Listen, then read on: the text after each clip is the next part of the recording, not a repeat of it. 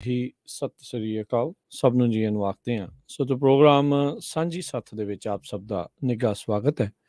ਮੈਂ ਰਾਜਕਨਵੀਰ ਸਿੰਘ। ਅੱਜ ਦੇ ਸਾਂਝੀ ਸੱਥ ਪ੍ਰੋਗਰਾਮ ਦੇ ਵਿੱਚ ਆਪਾਂ ਵਿਸ਼ੇਸ਼ ਤੌਰ ਦੇ ਉੱਤੇ ਗੱਲਬਾਤ ਜਿਹੜੀ ਉਹ ਕਰਾਂਗੇ। ਅੱਜ ਦੀ ਗੱਲਬਾਤ ਦਾ ਵਿਸ਼ਾ ਜਿਹੜਾ ਉਹ ਰਹੇਗਾ ਦਾਨ ਨੂੰ ਲੈ ਕੇ ਆਪਾਂ ਗੱਲਬਾਤ ਕਰਨੀ ਆ। ਗੁਰੂ ਸਾਹਿਬ ਦਾ ਬੜਾ ਇੱਕ ਵਡਮੁੱਲਾ ਚੀਜ਼ ਸੀਗੀ ਦਸਵੰਧ ਦੀ, ਵੀ ਜਿੰਨੀ ਕਿਰਤ ਕਰਦੇ ਆ ਵੰਡ ਕੇ ਛਕਣ ਵਾਲੀ ਜਿਹੜੀ ਗੱਲ ਆ ਉਹਦੇ ਵਿੱਚ ਇਹ ਚੀਜ਼ ਦਸਵੰਧ ਦਾ ਇੱਕ ਬੜਾ ਵੱਡਾ ਯੋਗਦਾਨ ਜਿਹੜਾ ਉਹ ਰਹਿੰਦਾ ਹੈ। ਅੱਜ ਇੱਥੇ ਅਮਰੀਕਾ ਤੋਂ ਇੱਕ ਦਸਵੰਧ ਨੈਟਵਰਕ ਚੱਲ ਰਿਹਾ ਜੋ ਕਿ ਇੱਕ ਸਿੱਖਾਂ ਦੀ ਇੱਕ ਸੰਸਥਾ ਹੈ ਤੇ ਉਹਨਾਂ ਦੇ ਜਿਹੜੇ CEO ਮਨਦੀਪ ਸਿੰਘ ਉਹਨਾਂ ਦੇ ਨਾਲ ਅੱਜ ਆਪਣੀ ਗੱਲਬਾਤ ਜਿਹੜੀ ਹੋਵੇਗੀ। ਪੁੱਛਾਂਗੇ ਕੀ ਆ ਇਸ ਨੈਟਵਰਕ ਦੇ ਪਿੱਛੇ, ਕਿੱਦਾਂ ਕੋਈ ਜੇ ਕੋਈ ਮਦਦ ਕਰਦਾ ਆ, ਕਿੱਦਾਂ ਮਦਦ ਪਹੁੰਚਦੀ ਆ।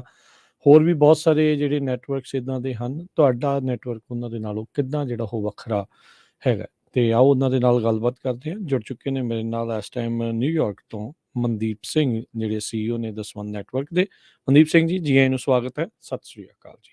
ਸਤਿ ਸ੍ਰੀ ਅਕਾਲ ਵੀਰ ਜੀ, ਤੁਹਾਡੀ ਬਹੁਤ-ਬਹੁਤ ਮਿਹਰਬਾਨੀ ਸਾਨੂੰ ਮੌਕਾ ਦਿੱਤਾ ਤੁਹਾਡੇ ਨਾਲ ਜੁੜਨ ਦਾ, ਤੇ ਸੰਗਤ ਨੂੰ ਵੀ ਬਹੁਤ-ਬਹੁਤ ਮਿਹਰਬਾਨੀ ਸਾਨੂੰ ਮੌਕਾ ਮਿਲਿਆ ਸਾਡੀ ਸੰਸਥਾ ਬਾਰੇ ਸਿੱਖਣ ਦਾ। ਜਿੱਦਾਂ ਤੁਸੀਂ ਕਿਹਾ, ਮੇਰਾ ਨਾਮ ਮਨਦੀਪ ਸਿੰਘ ਹੈ ਤੇ ਮੈਂ ਐਗਜ਼ੀਕਿਊਟਿਵ ਡਾਇਰੈਕਟਰ ਹਾਂ, ਮੈਂ CEO ਹਾਂ ਦਸਵੰਧ ਨੈਟਵਰਕ ਦਾ। ਦਸਵੰਧ ਨੈਟਵਰਕ ਜਿੱਦਾਂ ਤੁਸੀਂ ਥੋੜਾ ਜਿਹਾ ਦੱਸਿਆ ਸੰਗਤ ਨੂੰ, ਅਸੀਂ ਇੱਕ ਨਾਨ ਪ੍ਰੋਫਿਟ ਆਰਗੇਨਾਈਜੇਸ਼ਨ ਹਾਂ। ਅਸੀਂ 70 ਤੋਂ ਵੀ ਜ਼ਿਆਦਾ ਸੰਸਥਾਵਾਂ ਲਈ ਪੈਸੇ ਇਕੱਠੇ ਕਰਦੇ ਹਾਂ ਜਿਹੜੀ ਕੌਮ ਤੇ ਸਰਬੱਤ ਦੇ ਭਲੇ ਵਾਸਤੇ ਕੰਮ ਕਰਦੇ ਹਾਂ। ਸਾਡੀ ਬੇਨਤੀ ਹੈ, ਸਾਡਾ ਮਿਸ਼ਨ ਹੈ ਆਰਗੇਨਾਈਜੇਸ਼ਨ ਕਿ ਹਰ ਸਿੱਖ ਪਰਿਵਾਰ ਦਸਵੰਧ ਦੇਵੇ ਜਿੱਦਾਂ ਸਾਨੂੰ ਗੁਰੂ ਸਾਹਿਬ ਨੇ ਸਿਖਾਇਆ। ਉਸ ਲਈ ਤੁਸੀਂ ਦਸਵੰਧ ਨੈਟਵਰਕ ਤੇ ਜਾ ਕੇ, ਸਾਡੀ ਵੈਬਸਾਈਟ ਤੇ ਜਾ ਕੇ ਤੁਸੀਂ ਸੌਖੇ ਤਰੀਕੇ ਦੇ ਨਾਲ ਆਪਣੇ ਮਨਪਸੰਦ ਦੇ ਕਾਰਨ ਨੂੰ ਤੁਸੀਂ ਦਸਵੰਧ ਭੇਜ ਸਕਦੇ ਹੋ। ਤੇ ਸਾਡੀ ਇੱਕ ਜਿਹੜੀ ਨਾਨ ਪ੍ਰੋਫਿਟ ਹੈ, ਅਸੀਂ ਵੀ ਨਾਨ ਪ੍ਰੋਫਿਟ ਹਾਂ। ਅਸੀਂ ਜਿਹੜੀ ਵੀ ਕੋਈ ਸੰਗਤ ਜਾ ਕੇ ਦਸਵੰਧ ਦੇਣਾ ਚਾਹੁੰਦੇ ਹਾਂ ਉਹਦੇ ਵਾਸਤੇ ਅਸੀਂ ਚਾਰਜ ਨਹੀਂ ਕਰਦੇ। ਅਸੀਂ ਸੇਵਾ ਲਾਈ ਆ, ਜਿਹੜਾ ਵੀ ਕੋਈ ਸੰਗਤ ਮੈਂਬਰ ਦੇਣਾ ਚਾਹੁੰਦਾ ਤੇ ਜਿਹੜਾ ਵੀ ਆਰਗੇਨਾਈਜੇਸ਼ਨ ਸੰਸਥਾ ਜਿਹੜੀ ਸਿੱਖਾਂ ਨੇ ਚਲਾਈ ਆ, ਜਿਹੜੀ ਫੰਡ ਰੇਜ਼ ਕਰਨਾ ਚਾਹੁੰਦੇ ਨੇ, ਜਿਹੜੇ ਸਿਰਫ ਪ੍ਰੋਸੈਸਿੰਗ ਫੀਸ ਹੁੰਦੇ ਆ ਜਿਹੜੇ ਬੈਂਕ ਲੈਂਦੇ ਆ ਉਹ ਹੀ ਸਿਰਫ ਅਸੀਂ ਕੱਟੀਦੇ ਨੇ। ਬਾਕੀ 100% ਡੋਨੇਸ਼ਨ ਜਿਹੜੇ ਵੀ ਸੰਸਥਾ ਤੁਸੀਂ ਸਪੋਰਟ ਕਰਨਾ ਚਾਹੁੰਦੇ ਆ ਉਹਨਾਂ ਨੂੰ ਜਾਂਦੇ ਨੇ ਡਾਇਰੈਕਟਲੀ ਤੁਹਾਡੇ ਡੋਨੇਸ਼ਨ ਤੋਂ ਬਾਅਦ। ਜੀ ਬਿਲਕੁਲ। ਸੋ ਮਨਦੀਪ ਸਿੰਘ, ਸਭ ਤੋਂ ਪਹਿਲਾਂ ਤਾਂ ਸਾਨੂੰ ਜਿਹੜਾ ਇਹ ਦੱਸਿਆ ਜਾਵੇ ਵੀ ਦਸਵੰਧ ਨੈਟਵਰਕ ਜਿਹੜਾ ਇੱਥੇ US ਦੇ ਵਿੱਚ ਜਿਹੜਾ ਚੱਲ ਰਿਹਾ ਹੈ, ਕਦੋਂ ਤੋਂ ਇੱਥੇ ਜਿਹੜਾ ਚੱਲ ਰਿਹਾ ਹੈਗਾ, ਕਿਹੜੇ ਈਅਰ ਦੇ ਵਿੱਚ ਇਹ ਸੋਚ ਜਿਹੜੀ ਹੈ ਤੁਸੀਂ ਸ਼ੁਰੂਆਤ ਕੀਤੀ ਹੈ? ਹਾਂਜੀ, ਸਾਨੂੰ 10 ਤੋਂ ਜ਼ਿਆਦਾ ਸਾਲ ਹੋ ਗਏ ਵੀਰ ਜੀ। ਅਸੀਂ 2011 ਤੋਂ ਸ਼ੁਰੂ ਕੀਤਾ ਸੀ ਤੇ ਅਸੀਂ ਤਾਂ ਸ਼ੁਰੂ ਕੀਤਾ ਸੀ ਕਿਉਂਕਿ ਸਾਡੇ ਕਾਫੀ, ਤੁਹਾਨੂੰ ਪਤਾ ਹੈ, ਆਪਣੇ ਸਿੱਖਾਂ ਨੇ ਪੂਰੀ ਦੁਨੀਆ ਦੇ ਵਿੱਚ ਘਰ ਵਸਾਏ ਨੇ। ਅਸੀਂ ਸੇਵਾ ਲਾਈ, ਲੰਗਰ ਲਾਏ, ਅਸੀਂ ਬਹੁਤ ਗੁਰੂਆਂ ਦੇ ਹਿਸਾਬ ਨਾਲ ਅਸੀਂ ਬਹੁਤ ਤਰੱਕੀ ਕੀਤੀ ਹੈ ਹਨਾ। ਬਟ ਅਸੀਂ ਸੋਚਦੇ ਸੀ ਕਿ ਜਦੋਂ ਅਸੀਂ ਦੇਖਦੇ ਹੀ, ਜਦੋਂ ਅਸੀਂ ਦਸਵੰਧ ਦੇਣਾ ਸੀ, ਜਿਹੜੇ ਸੇਵਾਦਾਰ ਜਿਹੜੀ ਆਪਣੀ ਕੌਮ ਵਾਸਤੇ ਇੱਥੇ ਅਮਰੀਕਾ, ਜਦੋਂ ਆਪਣੀਆਂ ਬਾਹਰ ਦੀਆਂ ਕੰਟਰੀਆਂ ਵਾਸਤੇ ਵਿੱਚ ਉਹਨਾਂ ਵਾਸਤੇ ਲੀਗਲ ਰਾਈਟਸ ਜਾਂ ਸਿਵਲ ਰਾਈਟਸ ਵਾਸਤੇ ਜਾਂ ਕੋਈ ਸਰਬੱਤ ਦੇ ਭਲੇ ਵਾਸਤੇ ਸੇਵਾ ਚੱਲ ਰਹੀ ਸੀ, ਸੰਗਤ ਨੂੰ ਪਤਾ ਨਹੀਂ ਲੱਗਦਾ ਪਿਆ ਸੀ ਅਸੀਂ ਕਿੱਥੇ ਤੇ ਕਿੱਦਾਂ ਅਸੀਂ ਇਹ ਪੈਸੇ ਦੇਈਏ ਤੇ ਜੇ ਉਹ ਪੈਸਿਆਂ ਦਾ ਇਸਤੇਮਾਲ ਕਿੱਦਾਂ ਹੋ ਰਿਹਾ। ਸੋ ਇਸ ਕਰਕੇ ਅਸੀਂ ਸ਼ੁਰੂ ਕੀਤਾ ਸੀ ਕਿਉਂਕਿ ਅਸੀਂ ਚਾਹੁੰਦੇ ਕਿ ਇੱਕੋ ਜਗ੍ਹਾ ਜਾਣਾ ਪਏ ਸੰਗਤ ਨੂੰ ਕਿ ਜਾਂ ਤੁਸੀਂ ਹਿਊਮੈਨਿਟੇਰੀਅਨ ਏਡ ਵਾਸਤੇ ਕਰਨਾ ਹੈ, ਜਾਂ ਬੱਚਿਆਂ ਦੀ ਪੜ੍ਹਾਈ ਵਾਸਤੇ ਤੁਸੀਂ ਦਸਵੰਧ ਦੇਣਾ ਹੈ, ਜਾਂ ਤੁਸੀਂ ਲੋਕਲ ਸਿਵਲ ਰਾਈਟਸ ਗਰੁੱਪਸ ਵਾਸਤੇ ਦੇਣਾ ਹੈ। ਜੋ ਵੀ ਤੁਹਾਡਾ ਮਨਪਸੰਦ ਤੁਹਾਡੇ ਕਾਰਨ ਨੇ ਉਹ ਤੁਸੀਂ ਇੱਕੋ ਜਗ੍ਹਾ ਆ ਕੇ ਦੇ ਸਕਦੇ ਦਸਵੰਧ ਤੇ ਈਜ਼ੀ ਸੌਖੇ ਤਰੀਕੇ ਦੇ ਨਾਲ ਤੁਸੀਂ ਮੈਨੇਜ ਕਰ ਸਕਦੇ ਹੋ ਉਹਨਾਂ ਨੂੰ। ਜੀ। ਸੋ ਮਨਦੀਪ ਜੀ, ਇਹ ਦੱਸੋ ਵੀ ਕੀ ਕੋਈ ਵੀ ਨਾਨ ਪ੍ਰੋਫਿਟ ਤੁਹਾਡੇ ਨਾਲ ਜੁੜ ਸਕਦੀ ਆ ਕਿ ਤੁਹਾਡਾ ਵੀ ਕੋਈ ਇੱਕ ਮਾਪਦੰਡ ਆ, ਬੈਂਚਮਾਰਕ ਆ ਵੀ ਕਿਹੜੀ ਸੰਸਥਾ ਨੂੰ ਤੁਸੀਂ ਆਪਣੇ ਪਲੇਟਫਾਰਮ ਦੇ ਉੱਤੇ ਜਿਹੜਾ ਉਹ ਅਸੈਪਟ ਕਰਦੇ ਆ? ਹਾਂਜੀ ਬਿਲਕੁਲ, ਬਹੁਤ ਵਧੀਆ ਕੁਐਸਚਨ ਵੀਰ ਜੀ ਤੁਸੀਂ ਪੁੱਛਿਆ। ਅਸੀਂ ਚਾਹੁੰਦੇ ਹਾਂ ਕਿ ਜਿਹੜੀਆਂ ਸੰਸਥਾਵਾਂ ਜਿਹੜੀਆਂ 501c3 ਸਟੇਟਸ ਇੱਥੇ ਯੂਨਾਈਟਿਡ ਸਟੇਟਸ ਦੇ ਵਿੱਚ ਹੈਗਾ, ਉਹ ਹੀ ਸਿਰਫ ਜੁਆਇਨ ਕਰ ਸਕਦੇ ਆ। ਜ਼ਰੂਰ ਕੋਈ ਵੀ ਸੰਗਤ ਡੋਨੇਸ਼ਨ ਦਿੰਦੀ ਆ ਉਹਨਾਂ ਨੂੰ, ਇਸ ਕਰਕੇ ਉਹਨਾਂ ਨੂੰ ਟੈਕਸ ਰਿਸੀਟ ਮਿਲਦੀ ਆ। ਦੂਜੀ ਗੱਲ ਇਹ, ਅਸੀਂ ਚਾਹੁੰਦੇ ਹਾਂ ਕਿ ਅਕਾਊਂਟੇਬਿਲਿਟੀ ਅਸੀਂ ਕਹਿੰਦੇ ਹਾਂ, ਟ੍ਰਾਂਸਪੇਰੈਂਸੀ ਕਹਿੰਦੇ ਹਾਂ। ਅਸੀਂ ਚਾਹੁੰਦੇ ਹਾਂ ਕਿ ਸੰਗਤ ਨੂੰ ਪਤਾ ਹੋਣਾ ਚਾਹੀਦਾ ਕਿ ਜੇ ਤੁਸੀਂ ਡੋਨੇਟ ਕੀਤਾ ਉਹ ਪੈਸੇ ਕਿੱਦਾਂ ਯੂਜ਼ ਹੋਏ ਨੇ, ਕਿੱਥੇ ਗਏ ਨੇ ਹਨਾ। ਇਸ ਕਰਕੇ ਅਸੀਂ ਮੇਕ ਸ਼ੋਰ ਕਰਦੇ ਹਾਂ ਜਿਹੜੀ ਵੀ ਨਾਨ ਪ੍ਰੋਫਿਟ ਸਾਡੀ ਵੈਬਸਾਈਟ ਜੁਆਇਨ ਕਰਦੇ ਆ ਉਹਨਾਂ ਨੂੰ ਐਪਲੀਕੇਸ਼ਨ ਭਰਨੀ ਪੈਂਦੀ ਹੈ। ਅਸੀਂ ਉਹਨਾਂ ਦੇ ਪੇਪਰ, ਕਾਗਜ਼ ਸਾਰਾ ਕੁਝ ਦੇਖਦੇ ਹਾਂ ਤੇ ਪਰ ਅਸੀਂ ਉਹਨਾਂ ਦੀ ਰਿਕੁਆਇਰਮੈਂਟ ਵੀ ਬਣਾਈ ਹੈ ਕਿ ਤੁਸੀਂ ਡੋਨਰ ਜਿਹੜੀ ਸੰਗਤ ਵੀ ਤੁਹਾਨੂੰ ਦਿੰਦੀ ਆ ਉਹਨਾਂ ਨੂੰ ਅਪਡੇਟ ਦੇਣਾ ਹੁੰਦਾ। ਸੋ ਅਸੀਂ ਮੈਨੇਜ ਕਰਦੇ ਹਾਂ ਜਿਹੜੀ ਵੀ ਐਪਲੀਕੇਸ਼ਨ, ਜਿਹੜੀ ਵੀ ਨਾਨ ਪ੍ਰੋਫਿਟ ਸਾਨੂੰ ਜੁਆਇਨ ਕਰਦੀ ਸਾਡੀ ਵੈਬਸਾਈਟ। ਓਕੇ। ਤੇ ਫਿਰ ਤੁਸੀਂ like how do you make sure ਵੀ ਜਿਹੜੀ ਇਹ ਚੀਜ਼ ਉਹ ਆਖ ਰਹੇ ਆ ਵੀ ਉਹ ਉਸ ਤਰੀਕੇ ਦੇ ਨਾਲ ਆ? ਡੂ ਯੂ ਗਾਇਜ਼ ਲਾਈਕ ਕਿਉਂਕਿ ਦੇਖੋ ਦਾਨ ਪੁੰਨ ਆਪਣੇ ਸੰਗਤ ਬਹੁਤ ਕਰਦੀ ਆ, ਮਨ ਦੇ ਹਾਂਜੀ ਵਿੱਚ ਇੱਛਾ ਵੀ ਜਿਹੜੀ ਉਹ ਬਹੁਤ ਹੁੰਦੀ ਆ, ਪਰ ਧੋਖੇ ਵੀ ਬਹੁਤ ਹੋਏ ਲੋਕਾਂ ਦੇ ਨਾਲ, ਸੰਗਤ ਦੇ ਨਾਲ, ਵੀ ਹਾਂ ਵੀ ਅਸੀਂ ਇਸ ਕਾਰਜ ਦੇ ਲਈ ਦਿੱਤੇ ਸੀਗੇ ਪਰ ਉਹ ਉੱਥੇ ਲੱਗੇ ਨਹੀਂ, ਵਿੱਚ ਹੀ ਜਿਹੜਾ ਆ ਉਹ ਕੁਛ ਘਾਲਾ ਮਾਲਾ ਜਿਹੜਾ ਉਹ ਹੋ ਗਿਆ। ਸੋ ਹਾਂਜੀ ਤੁਸੀਂ ਮਤਲਬ ਐਜ਼ ਏ ਨੈਟਵਰਕ ਜਿੱਥੇ ਤੁਸੀਂ ਇੰਨੀਆਂ ਸੰਸਥਾਵਾਂ ਨੂੰ ਪਲੇਟਫਾਰਮ ਜਿਹੜਾ ਉਹ ਤੁਸੀਂ ਦੇ ਦਿੰਦੇ ਆ, ਤੁਸੀਂ ਆਪਣੇ ਵੱਲੋਂ ਕਿੱਦਾਂ ਫਿਰ ਮੇਕ ਸ਼ੋਰ ਕਰਦੇ ਆ ਵੀ ਇਹ ਜਿਹੜੀ ਟਰਾਂਸਪੇਰੈਂਸੀ ਦੀ ਤੁਸੀਂ ਗੱਲ ਕੀਤੀ ਆ, ਪਾਰਦਰਸ਼ਤਾ ਦੀ, ਵੀ ਉਹ ਐਕਚੁਅਲ ਦੇ ਵਿੱਚ ਰਵੇ? ਹਾਂਜੀ ਬਿਲਕੁਲ ਭਾਜੀ ਜੀ। ਸੋ ਥੋੜੀ ਜੀ ਅਸੀਂ ਦੇਖਿਆ ਵੀ ਸੀ 2-3 ਸਾਲ ਹੋ ਗਏ ਨੇ, ਅੱਜ ਸਾਨੂੰ ਪਤਾ ਕੋਵਿਡ ਤੇ ਪੈਂਡੈਮਿਕ ਚ ਅਸੀਂ ਕਾਫੀ ਇਦਾਂ ਦੇਖਿਆ, ਜਿੱਦਾਂ ਹੱਲਾ ਮਹੱਲਾ ਤੁਸੀਂ ਕਿਹਾ ਵਿੱਚ ਗੜਬੜ ਹੋ ਜਾਂਦੀ ਆ ਕਾਫੀ, ਜਿੱਦਾਂ GoFundMe ਤੇ ਦੇਖਿਆ ਲੋਕਾਂ ਨੇ, ਜਿੱਦਾਂ ਕਿਸੇ ਦੀ ਡੈਥ ਹੋ ਗਈ ਜਾਂ ਫੈਮਿਲੀ ਹੋ ਗਈ ਤੇ ਉਹਨਾਂ ਨੇ ਫੰਡ ਰੇਜ਼ ਕੀਤਾ ਤੇ ਲੋਕ ਸੰਗਤ ਨੇ ਪੈਸੇ ਦਿੱਤੇ ਤੇ ਪਰ ਅੱਜ ਸਾਨੂੰ ਪਤਾ ਨਹੀਂ ਉਹ ਪੈਸੇ ਕਿੱਥੇ ਗਏ, ਹਨਾ। ਉਹ ਕਾਫੀ ਹੋਇਆ ਅਸੀਂ ਦੇਖਿਆ ਕਮਿਊਨਿਟੀ ਚ। ਅਸੀਂ ਥੋੜੇ ਜਿਹਾ ਡਿਫਰੈਂਟ ਆ ਕਿਉਂਕਿ ਅਸੀਂ ਸਿਰਫ ਨਾਨ ਪ੍ਰੋਫਿਟ ਦੇ ਨਾਲ ਕੰਮ ਕਰਦੇ ਆ, ਜਿਨ੍ਹਾਂ ਦੇ ਸਟਾਫ ਆ, ਜਿਨ੍ਹਾਂ ਦੇ ਪੇਪਰ ਵਰਕ ਆ, ਜਿਨ੍ਹਾਂ ਦੀ ਅਕਾਊਂਟੇਬਿਲਿਟੀ ਆ, ਸੈਪਰੇਟ ਬੈਂਕ ਅਕਾਊਂਟ ਹੈ। ਕੋਈ ਇੰਡੀਵਿਜੂਅਲ ਆ ਕੇ DVN ਦੇ ਵਿੱਚ ਨਹੀਂ, DV ਨੈਟਵਰਕ ਦੇ ਔਰਗ ਦਾ ਜਾ ਕੇ ਨਹੀਂ ਫੰਡ ਰੇਜ਼ ਕਰ ਸਕਦੇ। ਅਸੀਂ ਬਹੁਤ ਐਕਸਟੈਂਸਿਵ ਨਾਨ ਪ੍ਰੋਫਿਟ ਪ੍ਰੋਸੈਸ ਪਾਇਆ। ਅਸੀਂ ਦੇਖਦੇ ਹਾਂ ਤੁਹਾਡੀ ਲੀਡਰਸ਼ਿਪ ਕੌਣ ਹੈ, ਤੁਸੀਂ ਸਿੱਖੀ ਵੈਲਿਊਜ਼ ਫੋਲੋ ਕਰਦੇ ਆ ਤੇ ਅਸੀਂ ਹਰ ਤੁਹਾਡੀ ਸੋਸ਼ਲ ਮੀਡੀਆ ਤੇ ਤੁਹਾਨੂੰ ਫੋਲੋ ਕਰਦੇ ਆ ਤੇ ਸਾਡੀ ਵੈਬਸਾਈਟ ਤੇ ਰੂਲ ਹੈ, ਜਦੋਂ ਤੁਸੀਂ ਐਕਸੈਪਟ ਹੋ ਗਏ ਹੋ ਤੇ ਤੁਸੀਂ ਪ੍ਰੋਜੈਕਟ ਲਿਸਟ ਕਰਦੇ ਹੋ, ਹਰ 90 ਦਿਨ ਤੁਹਾਨੂੰ ਅਪਡੇਟ ਪਾਉਣਾ ਪੈਂਦਾ। ਤੁਸੀਂ ਦੱਸੋ ਕਿ ਤੁਸੀਂ 90 ਦਿਨਾਂ ਦੇ ਵਿੱਚ ਕੀ ਹੋਇਆ, ਕਿੱਦਾਂ ਫੰਡਸ ਯੂਜ਼ ਕੀਤੇ ਨੇ, ਤੇ ਜੇ ਤੁਸੀਂ ਨਹੀਂ ਪਾਉਂਦੇ ਅਸੀਂ ਤੁਹਾਡਾ ਪ੍ਰੋਜੈਕਟ ਪ੍ਰਾਈਵੇਟ ਵੀ ਕਰ ਸਕਦੇ ਹਾਂ ਤੇ ਤੁਹਾਨੂੰ ਅਸੀਂ ਪਲੇਟਫਾਰਮ ਚ ਰਿਮੂਵ ਵੀ ਕਰ ਸਕਦੇ ਹਾਂ। ਸੋ ਇਹ ਸਾਡਾ ਗੋਲ ਹੈ। ਅਸੀਂ ਕਾਫੀ ਫੰਡ ਰੇਜ਼ਿੰਗ ਕਰਦੇ ਹਾਂ, ਸਾਡੇ ਥਾਊਜ਼ੈਂਡਸ ਐਂਡ ਥਾਊਜ਼ੈਂਡਸ ਆਫ ਸਾਡੇ ਡੋਨਰ ਹੈਗੇ ਆ, ਤੇ ਜੇ ਤੁਸੀਂ ਇਹ ਨਾ ਅਪਡੇਟ ਕਰੋਗੇ, ਤੁਸੀਂ ਇਨਫੋਰਮੇਸ਼ਨ ਸਾਨੂੰ ਨਾ ਦੇਂਗੇ, ਜੇ ਸਾਨੂੰ ਕੋਈ ਪਤਾ ਲੱਗਦਾ ਹੈ ਕਿ ਕੋਈ ਇਸ਼ੂ ਆਇਆ ਤੇ ਸਾਨੂੰ ਗੜਬੜ ਲੱਗਦੀ ਹੈ ਤੇ ਤੁਸੀਂ ਨਾ, ਅਸੀਂ ਤੁਹਾਨੂੰ ਵੈਬਸਾਈਟ ਤੋਂ ਰਿਮੂਵ ਵੀ ਕਰ ਸਕਦੇ ਹਾਂ। ਐਸ ਥੋੜਾ ਜਿਹਾ ਮੇਰਾ ਕਾਫੀ ਦਿਨ ਮੇਰਾ ਜੌਬ ਐ ਹੀ ਰਹਿੰਦਾ ਹੈ। ਓਕੇ। ਸੋ ਜਿਹੜੇ ਪ੍ਰੋਜੈਕਟ ਜਿੱਦਾਂ ਦੇ ਲਿਸਟ ਹੁੰਦੇ ਆ, ਸੋ ਕਿੱਦਾਂ ਦੇ ਟਾਈਪ ਦੇ ਪ੍ਰੋਜੈਕਟ ਤੁਹਾਡੇ ਜਿਹੜੇ ਇਸ ਨੈਟਵਰਕ ਦੇ ਉੱਤੇ ਲਿਸਟ ਹੋ ਰਹੇ ਹੁੰਦੇ ਆ? ਹਾਂਜੀ ਅਸੀਂ ਕਹਿੰਦੇ ਆ ਕਿ ਅਸੀਂ, ਮੈਂ ਨਹੀਂ ਕਹਿ ਸਕਦਾ ਤੁਹਾਨੂੰ ਵੀਰ ਜੀ ਤੇ ਤੁਸੀਂ ਕਿਦਾਂ ਦਸਵੰਦ ਦਵੋ। ਮੈਂ ਚਾਹੁੰਦਾ ਕਿ ਜਿੱਦਾਂ ਸੰਗਤ ਦੀ ਮਰਜ਼ੀ ਹੈ, ਤੁਹਾਡਾ ਜਿੱਦਾਂ ਮਨ ਕਰਦਾ ਤੁਸੀਂ ਦਵੋ।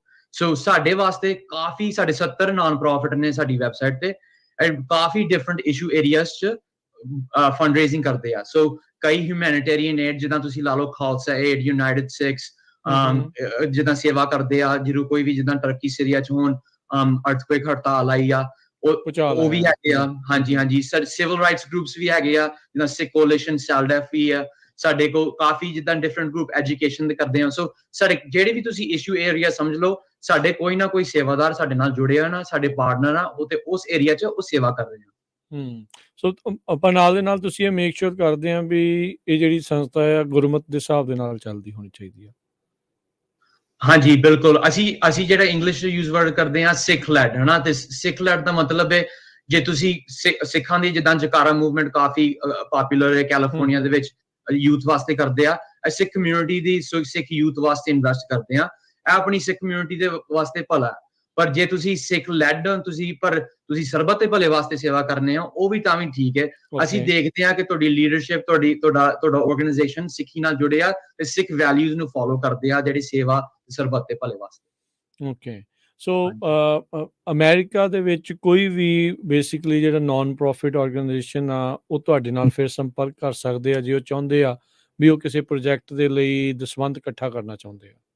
ਬਿਲਕੁਲ। ਜੇ ਤੁਸੀਂ ਦਸਵੰਧ ਦੇਣਾ ਚਾਹੁੰਦੇ ਹੋ, ਤੁਸੀਂ ਡੋਨਰ ਹੋ, ਇੰਡੀਵਿਜੂਅਲ ਹੋ, ਤੁਸੀਂ ਸਾਡੀ ਵੈਬਸਾਈਟ ਤੇ ਜਾ ਕੇ dvnetwork.org ਤੁਸੀਂ ਸਰਚ ਕਰ ਲਓ ਕਿਹੜੇ ਨਾਨ ਪ੍ਰੋਫਿਟ ਆ ਸਾਡੇ, ਕਾਫੀ ਡਿਫਰੈਂਟ ਤੁਸੀਂ ਪੜ੍ਹ ਸਕਦੇ ਹੋ ਤੇ ਫਿਰ ਆਪਣੀ ਮਨਮਰਜ਼ੀ ਨਾਲ ਤੁਸੀਂ ਦੇ ਸਕਦੇ ਹੋ। ਜੇ ਤੁਸੀਂ ਆਰਗੇਨਾਈਜੇਸ਼ਨ ਹੋ, ਤੁਸੀਂ ਨਾਨ ਪ੍ਰੋਫਿਟ ਹੋ, ਤੁਸੀਂ ਇੱਕ ਐਪਲੀਕੇਸ਼ਨ ਸੈਕਸ਼ਨ ਵੀ ਹੈਗਾ, ਤੁਸੀਂ ਐਪਲੀਕੇਸ਼ਨ ਭਰ ਕੇ ਉਹ ਫਿਰ ਮੈਂ ਰਿਵਿਊ ਕਰਕੇ ਤੁਹਾਨੂੰ ਪ੍ਰੋਸੈਸ ਬਾਰੇ ਦੱਸ ਸਕਦਾ ਤੇ ਤੁਸੀਂ ਸਾਨੂੰ ਜੁਆਇਨ ਕਰ ਸਕਦੇ ਹੋ।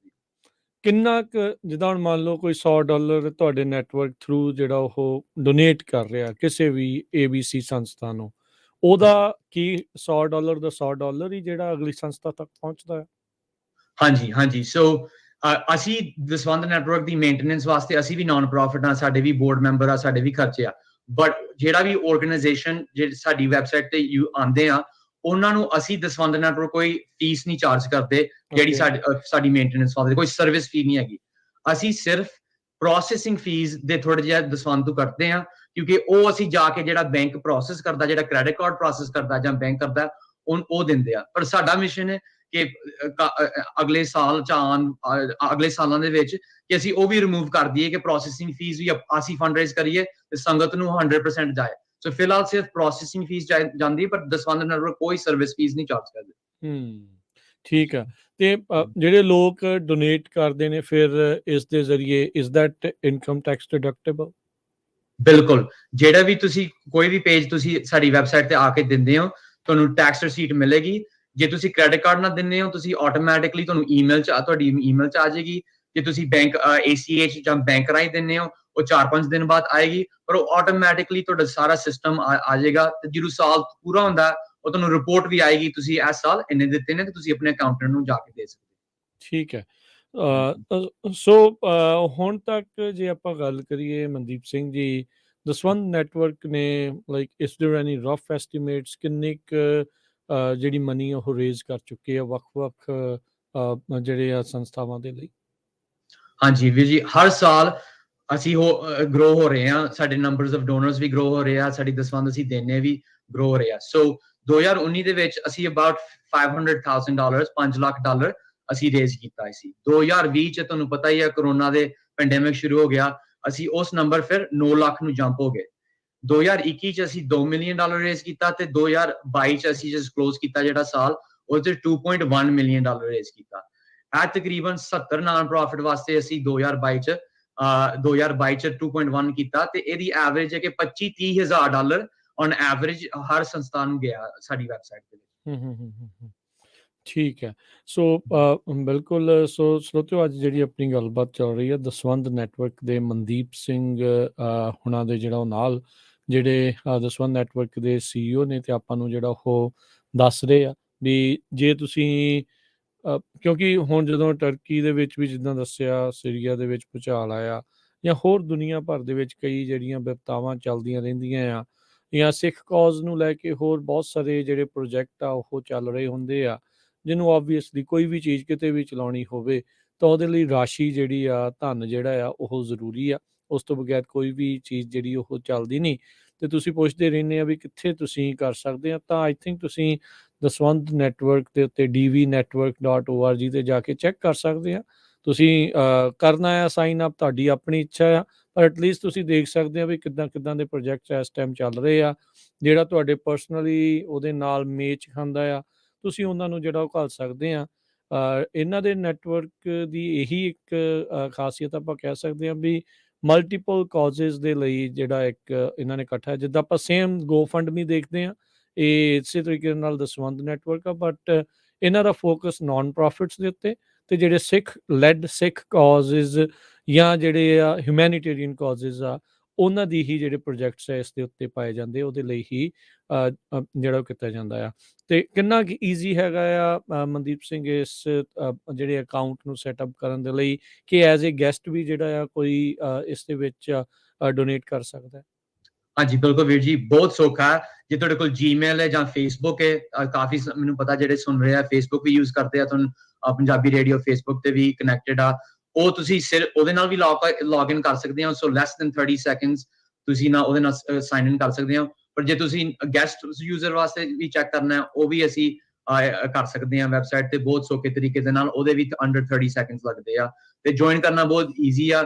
ਜਾਂ ਤੁਸੀਂ ਟਰਕੀ ਦਾ ਨਾਮ ਲਿੱਤਾ, ਜੇ ਤੁਸੀਂ ਭਾਵੇਂ ਹਜੇ ਰੈਡੀ ਨਹੀਂ ਹੈਗੇ ਦਸਵੰਧ ਦੇਣ ਨੂੰ, ਜੇ ਤੁਸੀਂ ਸਾਡੇ ਵੈਬਸਾਈਟ ਯੂਜ਼ ਕਰਦੇ ਹੋ ਤੇ ਸਾਈਨ ਇਨ ਯੂਜ਼ਰ ਅਕਾਊਂਟ ਬਣਾਉਂਦੇ ਹੋ, ਤੁਹਾਨੂੰ ਫਿਰ ਈਮੇਲ ਆਏਗੀ ਕਿ ਹਾਂਜੀ ਹੁਣ ਟਰਕੀ ਚ ਇਦਾਂ ਹੋਇਆ, ਜੇ ਤੁਸੀਂ ਦੇਣਾ ਇੱਥੇ ਦੇ ਸਕਦੇ ਹੋ, ਜਾਂ ਇੰਡੀਆ ਇਦਾਂ ਹੋ ਰਿਹਾ ਤੁਸੀਂ ਇੱਥੇ ਦੇ ਸਕਦੇ ਹੋ। ਤੁਸੀਂ ਇਹ ਨਹੀਂ ਕਿ ਤੁਸੀਂ ਸਾਈਨ ਅਪ ਕਰ ਲਿਆ ਕਿ ਤੁਸੀਂ ਆਟੋਮੈਟਿਕਲੀ ਉਸ ਮੌਕੇ 'ਚ ਹੀ ਦੇਣਾ, ਤੁਸੀਂ ਸਾਡੇ ਅਪਡੇਟ ਆਉਣਗੇ ਤੇ ਜ਼ਰੂਰ ਤੁਹਾਡਾ ਮਨ ਕਰਦਾ, ਜਿਹਨੂੰ ਤੁਹਾਨੂੰ ਕੋਈ ਕਾਰਨ ਤੁਹਾਨੂੰ ਸਪੀਕ ਕਰਦਾ, ਤੁਸੀਂ ਉਹਨਾਂ ਨੂੰ ਇਦਾਂ ਦੇ ਸਕਦੇ ਹੋ। ਠੀਕ ਹੈ। ਸੋ ਇਹ ਚੀਜ਼ ਆ। ਸੋ ਹੁਣ ਉਹਦੇ ਵਿੱਚ ਇਨਫੋਰਮੇਸ਼ਨ ਵੀ ਆ ਲੋਕਾਂ ਦੀ, ਕਿਸੇ ਦੀ ਬੈਂਕ ਦੀ ਵੀ ਹੋ ਸਕਦੀ ਹੈ, ਕਿਸੇ ਦੀ ਕ੍ਰੈਡਿਟ ਕਾਰਡ ਦੀ। How safe is the information? Very safe ਵੀਰ ਜੀ। ਐਂਡ ਸੇਫ ਕਿਸ ਤਰ੍ਹਾਂ ਕਿ ਅਸੀਂ ਐਕਚੁਅਲੀ ਟੈਕਨੀਕਲ ਥੋੜਾ ਜਿਹਾ ਕੁਐਸਚਨ ਆ, ਬਟ ਅਸੀਂ ਸਟੋਰ ਨਹੀਂ ਕਰਦੇ ਹੈਗੇ। ਜਿਹੜਾ ਕ੍ਰੈਡਿਟ ਕਾਰਡ ਹੈ, ਜਿਹੜਾ ACH, ਅਸੀਂ ਬੈਂਕ ਪ੍ਰੋਸੈਸਰਸ ਯੂਜ਼ ਕਰਦੇ ਹਾਂ, ਤੇ ਉਹ ਜੇ ਮੈਂ ਵੀ ਚਾਹਾਂ ਵੀ, ਤੁਸੀਂ ਅੱਜ ਦਸਵੰਧ ਵੀਰ ਜੀ $100 ਦਾ ਦਿੰਦੇ ਹੋ, ਤੇ ਮੈਂ ਚਾਹਾਂ ਵੀ ਕਿ ਤੁਹਾਡਾ ਜਾ ਕੇ ਮੈਂ ਕ੍ਰੈਡਿਟ ਕਾਰਡ ਦੀ ਇਨਫੋਰਮੇਸ਼ਨ ਦੇਖਾਂ ਲੱਭਾਂ, ਉਹ ਮੈਂ ਕਰ ਨਹੀਂ ਸਕਦਾ। ਅਸੀਂ ਇਦਾਂ ਦਾ ਡਿਜ਼ਾਈਨ ਕੀਤਾ ਕਿ ਕੋਈ ਦਸਵੰਧ ਨੈਟਵਰਕ ਤੇ ਵੀ ਨਹੀਂ ਕੋਈ ਜਾ ਕੇ ਕਿਸੇ ਦਾ ਕ੍ਰੈਡਿਟ ਕਾਰਡ ਸੋ ਬੈਂਕ ਬੇਸਿਕਲੀ ਤੁਸੀਂ ਸਿੱਧਾ ਫਿਰ ਡਾਇਰੈਕਟਲੀ ਉਸ ਬੈਂਕ ਦੇ ਉੱਤੇ ਪੇਜ ਜਿਹੜਾ ਉਹ ਲੈਂਡ ਕਰਦਾ, ਉੱਥੇ ਜਾ ਕੇ ਇਨਫੋਰਮੇਸ਼ਨ ਭਰ ਕੇ ਉਹ ਬੰਦਾ ਡੋਨੇਟ ਕਰਦਾ ਹੈ? ਨਹੀਂ, ਤੁਸੀਂ ਜਿਹੜਾ ਵੀ ਤੁਸੀਂ ਸਾਈਨ ਅਪ ਦਸਵੰਧ ਨੈਟਵਰਕ ਤੇ ਕਰਨਾ ਹੈ, ਤੁਸੀਂ ਆਪਣੇ ਕਾਰਨ ਉੱਥੇ ਸਿਲੈਕਟ ਕਰਨੇ ਆ, ਡੋਨੇਟ ਉੱਥੇ ਇਨਫੋਰਮੇਸ਼ਨ ਪਾਣੀ ਹੈ। ਪਰ ਜਿਹੜਾ ਸਾਡੇ ਬੈਕ ਐਂਡ ਦੇ ਪ੍ਰੋਸੈਸ ਹੋਣਾ, ਜਿਹੜਾ ਇਨਫੋਰਮੇਸ਼ਨ ਉਹ ਬੈਂਕ ਨੂੰ ਟ੍ਰਾਂਸਫਰ ਹੋ ਜਾਣੀ ਆ, ਪਰ ਉਹ ਮੈਂ ਨਹੀਂ ਦੇਖ ਸਕਦਾ ਹੈਗਾ, ਉਹ ਕੋਈ ਦਸਵੰਧ ਨੈਟਵਰਕ ਦਾ ਮੈਂਬਰ ਨਹੀਂ ਦੇਖ ਸਕਦਾ। ਓਕੇ, ਸੋ ਟੋਟਲੀ ਹਿਡਨ ਆ, ਟੋਟਲੀ ਕੌਨਫੀਡੈਂਸ਼ੀਅਲ, ਇਨਕ੍ਰਿਪਟਡ ਜਿਹੜਾ ਉਹ ਚੀਜ਼ ਜਿਹੜੀ ਉਹ ਰਹਿੰਦੀ ਆ। ਸੋ ਹੁਣ ਜਿੱਦਾਂ ਤੁਸੀਂ ਦੱਸਿਆ ਵੀ ਤੁਸੀਂ ਸਿਰਫ ਬੈਂਕ ਪ੍ਰੋਸੈਸਿੰਗ ਫੀਸ ਜਿਹੜੇ ਉਹ ਕਰਦੇ ਹੋ, ਸੋ ਇਹ ਸਵਾਲ ਆਉਣਾ ਹਰ ਇੱਕ ਦੇ ਮਨ ਦੇ ਵਿੱਚ ਸੁਭਾਵਿਕ ਆ, ਤੇ ਫਿਰ ਦਸਵੰਧ ਨੈਟਵਰਕ ਕਿੱਦਾਂ ਰਨ ਕਰਦਾ? ਤੁਹਾਡਾ ਕੀ ਕੋਈ ਓਵਰਹੈਡ ਨਹੀਂ ਹੈ, ਸਾਰੇ ਸੇਵਾ ਹੀ ਕਰਦੇ ਨੇ? No, ਵੀਰ ਜੀ, that's a very good question। ਇਸ ਤਰ੍ਹਾਂ ਕਿ ਜਿੱਦਾਂ ਤੁਸੀਂ ਕਿਹਾ, ਜਿਹੜੇ ਨਾਨ ਪ੍ਰੋਫਿਟਸ ਅਸੀਂ ਫੰਡ ਰੇਜ਼ ਕਰਦੇ ਹਾਂ, ਸਾਰਿਆਂ ਨੂੰ ਮਨੀ ਦੀ ਲੋੜ ਹੈ, ਸਾਰਿਆਂ ਨੂੰ ਦਸਵੰਧ ਦੀ ਲੋੜ ਹੈ, ਤੇ ਸਾਡੇ ਵੀ ਖਰਚੇ ਹੈਗੇ ਨੇ। ਮੈਂ ਫੁੱਲ ਟਾਈਮ EMPLOYEE ਆ, ਮੈਨੂੰ ਸੈਲਰੀ ਮਿਲਦੀ ਆ, ਤੇ ਸਾਡੇ ਕਾਫੀ ਜਿੱਦਾਂ ਖਰਚੇ ਆ, ਵੈਬਸਾਈਟ ਮੇਨਟੇਨੈਂਸ, ਹੋਸਟਿੰਗ ਐਟਸੈਟਰਾ। ਸੋ ਸਾਡੇ ਕਿੱਦਾਂ ਖਰਚੇ ਪੂਰੇ ਹੁੰਦੇ ਆ? ਨੰਬਰ 1 ਹੈ ਕਿ ਜਦੋਂ ਵੀ ਕੋਈ ਡੋਨੇਟ ਕਰਦਾ ਸਾਡੀ ਵੈਬਸਾਈਟ ਤੇ, ਤੁਸੀਂ ਸਾਨੂੰ ਟਿਪ ਪਵਾ ਸਕਦੇ ਆ, ਤੁਸੀਂ ਸਾਡੇ ਆਪਰੇਸ਼ਨਸ ਵਾਸਤੇ ਡੋਨੇਟ ਕਰ ਸਕਦੇ ਹੋ। ਇਹ ਕੰਪਲੀਟਲੀ ਆਪਸ਼ਨਲ ਹੈ, ਤੁਸੀਂ ਜ਼ੀਰੋ ਕਰ ਸਕਦੇ ਆ, ਕੋਈ ਲੋੜ ਨਹੀਂ ਹੈਗੀ ਜੇ ਤੁਸੀਂ ਦੇਣਾ, ਪਰ ਕਾਫੀ ਸੰਗਤ ਦਿੰਦੀ ਹੈ ਕਿ ਹਾਂਜੀ ਇਹ ਵਧੀਆ ਸੇਵਾ, ਤੇ ਤੁਸੀਂ ਕਾਫੀ ਕਾਰਨ ਨੂੰ ਸਪੋਰਟ ਕਰਦੇ ਹੋ, ਤੇ ਅਸੀਂ ਥੋੜੇ ਜਿਹੇ ਐਕਸਟਰਾ ਫੰਡ ਸਾਡੇ ਕੋਲ ਲੈ ਲਓ, ਪਰ ਉਹ ਆਪਸ਼ਨਲ ਹੈ। ਉਹਦੇ ਨਾਲ ਵੀ ਸਾਡੇ ਖਰਚੇ ਵੀ ਜੀ ਪੂਰੇ ਨਹੀਂ ਹੁੰਦੇ। ਤੇ ਸਾਡੀ ਜਿਹੜੇ ਬੋਰਡ ਮੈਂਬਰ ਹੈ, ਜਿਹੜੇ ਬੋਰਡ ਸਾਡੀ 18 ਫੈਮਿਲੀਜ਼, 18 ਫੈਮਿਲੀਜ਼ ਸਾਡੇ ਨਾਲ ਜੁੜੇ ਹੋਏ ਹਨ, ਉਹ ਜਿਹੜੇ ਵੀ ਖਰਚੇ ਟਿਪਸ ਨਾਲ ਨਹੀਂ ਪੂਰੇ ਹੁੰਦੇ, ਉਹ ਬਾਕੀ ਸਾਡੇ ਖਰਚੇ ਆਪਣੀ ਦਸਵੰਧ ਦੇ ਨਾਲ ਪੂਰੇ ਕਰਦੇ ਨੇ। ਠੀਕ ਹੈ। ਸੋ ਜਿਹੜਾ ਘਟ ਜਾਂਦਾ ਹੈ, ਫਿਰ ਉਹ ਜਿਹੜੇ ਪਰਿਵਾਰ ਨੇ ਉਹ ਕਰ ਸਕਦੇ ਆ, ਤੇ ਜਾਂ ਫਿਰ ਜਿੱਦਾਂ ਤੁਸੀਂ ਕਿਹਾ ਵੀ ਜੇ ਤੁਸੀਂ ਕਿਤੇ ਡੋਨੇਟ ਕਰ ਰਹੇ ਆ, ਤੇ ਜੇ ਤੁਹਾਡੇ ਲਈ ਕਿਸੇ ਨੇ ਵਿੱਚ ਕੋਈ ਐਡ ਕਰਨਾ ਚਾਹੁੰਦੇ ਆ, ਐਕਸਟਰਾ ਮਨੀ ਜਿਹੜੀ ਉਸ ਦੇ ਵਿੱਚ ਐਡ ਕਰ ਸਕਦੇ ਆ। ਇੱਕ ਮੈਂ ਤੁਹਾਡੀ ਵੈਬਸਾਈਟ ਤੇ ਦੇਖ ਰਿਹਾ ਕਾਰਪੋਰੇਟ ਮੈਚਿੰਗ, ਇਹ ਥੋੜਾ ਜਿਹਾ ਕਨਸੈਪਟ ਤੁਸੀਂ ਸਾਨੂੰ ਦੱਸੋ ਵੀ ਇਹ ਕੀ ਚੀਜ਼ ਜਿਹੜੀ ਉਹ ਹੁੰਦੀ ਹੈ? ਹਾਂਜੀ, ਕਾਰਪੋਰੇਟ ਮੈਚਿੰਗ ਬਹੁਤ ਵਧੀਆ, ਮੈਨੂੰ ਬਹੁਤ ਖੁਸ਼ੀ ਹੋਈ ਤੁਸੀਂ ਭਾਜੀ ਪੁਆਇੰਟ ਬ੍ਰਿੰਗ ਅਪ ਕੀਤਾ। ਕਾਫੀ ਜਿਹੜੇ ਵੀ ਸਾਡੇ ਲਿਸਨਰਸ ਸੁਣ ਰਹੇ ਆ ਤੇ ਕੰਪਨੀ ਵਾਸਤੇ ਕੰਮ ਕਰਦੇ ਆ, ਆਫਟਨ ਉਹ ਕੰਪਨੀਆਂ ਤੁਹਾਨੂੰ ਤੁਹਾਡੇ ਦਸਵੰਧ ਜਦੋਂ ਤੁਸੀਂ ਨਾਨ ਪ੍ਰੋਫਿਟ ਨੂੰ ਵੀ ਦੇਣੇ ਹੋ, ਉਹ ਮੈਚ ਕਰਦੇ ਆ। ਸੋ ਲੈਟਸ ਸੇ ਵੀਰ ਜੀ, ਤੁਸੀਂ ਗੂਗਲ ਵਾਸਤੇ ਕੰਮ ਕਰਦੇ ਆ, ਗੂਗਲ ਮੇਰੇ ਖਿਆਲ $10,000 ਮੈਚ ਕਰਦੇ ਆ, ਹਨਾ? ਐਂਡ ਸੋ $10,000 ਮੈਚ ਕਰਦੇ ਆ। So let's say you give $2,000, ਤੁਸੀਂ $2,000 ਡੋਨੇਟ ਕਰਦੇ ਆ, ਉਹ ਤੁਸੀਂ ਰਸੀਦ ਤੁਹਾਨੂੰ ਆ ਜਾਂਦੀ, ਡੋਨੇਸ਼ਨ ਰਸੀਦ ਦਸਵੰਧ ਤੋਂ, ਤੇ ਤੁਸੀਂ ਜਾ ਕੇ ਗੂਗਲ ਨੂੰ ਕਹੋ ਕਿ ਐਸ ਮੈਂ $2,000 ਦਿੱਤੇ ਨੇ, ਉਹ ਗੂਗਲ ਨੇ $2,000 ਮੈਚ ਕਰਕੇ ਤੁਹਾਡੇ ਡਬਲ ਦਸਵੰਧ ਹੋ ਜਾਂਦਾ ਹੈ, ਉਹ $4,000 ਹੋ ਜਾਂਦਾ, ਕਿ ਤਾਂ ਕਿ ਤੁਹਾਡੀ ਇੰਪੈਕਟ ਵੱਧ ਜਾਂਦੀ ਹੈ। ਸੋ ਉਸ ਸੰਸਥਾ ਨੂੰ ਬੇਸਿਕਲੀ ਤੁਹਾਡੇ 2,000 ਦੇ ਨਾਲ ਤੁਹਾਡੀ ਕੰਪਨੀ ਵੱਲੋਂ ਵੀ 2,000 ਜਿਹੜਾ ਉਹ ਨਾਲ ਜਿਹੜਾ ਉਹ ਮਿਲ ਜਾਊਗਾ। ਹਾਂਜੀ, ਬਿਲਕੁਲ। ਤੇ ਨਾਲੇ ਕਈ ਵਾਰੀ ਵੀ ਜੀ ਅਸੀਂ ਵੀ ਆਪਰਚੁਨਿਟੀ ਦਿੰਦੇ ਆ ਸੰਗਤ ਵਾਸਤੇ, ਕਿ ਜੇ ਕਈ ਵਾਰੀ ਇਦਾਂ ਦੇ ਡੋਨਰ ਨੇ ਜਿਹੜੇ ਆਪਣੀ ਸਪੈਸਿਫਿਕ ਕਾਰਨ ਜਿਹੜੀ ਉਹਨਾਂ ਨੂੰ ਪਸੰਦ ਹੈ, ਉਹਨਾਂ ਵਾਸਤੇ ਵੀ ਮੈਚ ਕਰਦੇ ਹੋ। ਸੋ ਕਈ ਵਾਰੀ ਕਾਰਪੋਰੇਟ ਮੈਚ ਕਰਦੇ ਆ, ਤੇ ਅਸੀਂ ਵੀ ਕਈ ਵਾਰੀ ਮੈਚ ਕਰਦੇ ਆ ਡੋਨੇਸ਼ਨ, ਕਿ ਕੋਈ ਡੋਨਰ ਕਹਿੰਦਾ ਕਿ ਹਾਂਜੀ ਮੈਨੂੰ ਜਕਾਰੇ ਦਾ ਵਰਕ ਬਹੁਤ ਚੰਗਾ ਲੱਗਦਾ, ਜਾਂ ਸਿੱਖ ਕੋਲੀਸ਼ਨ ਦਾ ਲੱਗਦਾ, ਜਾਂ ਹੁਣ ਟਰਕੀ ਸੀਰੀਆ ਦਾ ਇਸ਼ੂ ਚੱਲਦਾ ਪਿਆ, ਕਈ ਡੋਨਰਾਂ ਨੇ ਕਿਹਾ ਕਿ ਜਿਹੜਾ ਵੀ ਖਾਲਸਾ ਏਡ ਨੂੰ ਡੋਨੇਸ਼ਨ ਦੇਣਗੇ ਉਹਨਾਂ ਨੂੰ ਵੀ ਅਸੀਂ ਮੈਚ ਕਰਨਾ। ਸੋ ਕਾਰਪੋਰੇਟ ਡੋਨੇਸ਼ਨ ਵੀ ਹੈਗਾ, ਤੇ ਕਈ ਵਾਰੀ ਅਸੀਂ ਸਾਡੀ ਵੈਬਸਾਈਟ ਤੇ ਸੰਗਤ ਨੂੰ ਦਸਵੰਧ ਦੀ ਇਨਸਪਾਇਰ ਕਰਨ ਵਾਸਤੇ ਅਸੀਂ ਵੀ ਮੈਚ ਕਰਦੇ ਹਾਂ ਡੋਨੇਸ਼ਨ। ਜੀ, ਤੇ ਦਸਵੰਧ ਨੈਟਵਰਕ ਦੇ ਦੁਆਰਾ ਵੀ ਕੀ ਕੋਈ ਪ੍ਰੋਜੈਕਟਸ ਤੁਹਾਡੇ ਆਪਣੇ ਵੱਲੋਂ ਵੀ ਚੱਲਦੇ ਰਹਿੰਦੇ ਆ? ਹਾਂਜੀ, ਬਿਲਕੁਲ। ਸੋ ਇੱਕ ਪ੍ਰੋਜੈਕਟ ਸਾਡਾ ਅਸੀਂ ਅਜੇ ਨਵਾਂ ਪ੍ਰੋਡਕਟ ਅਸੀਂ ਸ਼ੁਰੂ ਕੀਤਾ, ਜਿਹੜੇ ਵੀ ਸੰਸਥਾਵਾਂ ਦੀ ਅਸੀਂ ਗੱਲ ਕੀਤੀ ਆ, ਇਹ ਬਹੁਤ ਵਧੀਆ ਕਿ ਜਦੋਂ ਵੀ ਕੋਈ ਤੁਹਾਡਾ ਮਨ ਕਰਦਾ ਤੁਸੀਂ ਜਾ ਕੇ ਵਨ ਟਾਈਮ ਡੋਨੇਸ਼ਨ ਤੁਸੀਂ ਦੇ ਦਿਓ, ਜਿੱਦਾਂ ਟਰਕੀ ਸੀਰੀਆ 'ਚ ਲੋੜ ਆ, ਹਨਾ? ਬਟ ਇਹ ਜਿਹੜੀ ਸੰਸਥਾਵਾਂ ਕੰਮ ਕਰ ਰਹੀਆਂ, ਬਹੁਤ ਜ਼ਰੂਰੀ ਹੈ ਕਿ ਅਸੀਂ ਮੰਥਲੀ ਡੋਨੇਸ਼ਨ ਦਈਏ, ਕਿਉਂਕਿ ਹਰ ਨਾਨ ਪ੍ਰੋਫਿਟ ਦੇ ਬਹੁਤ ਖਰਚੇ ਹੁੰਦੇ ਆ, ਤੇ ਸੇਵਾ ਵਧਾਉਣ ਵਾਸਤੇ ਸਾਨੂੰ ਲੋੜ ਹੈ। ਸੋ ਇਸ ਕਰਕੇ ਅਸੀਂ ਨਵਾਂ ਪ੍ਰੋਡਕਟ ਸ਼ੁਰੂ ਕੀਤਾ, ਉਹਦਾ ਨਾਮ ਹੈ ਆਟੋ ਦਸਵੰਧ।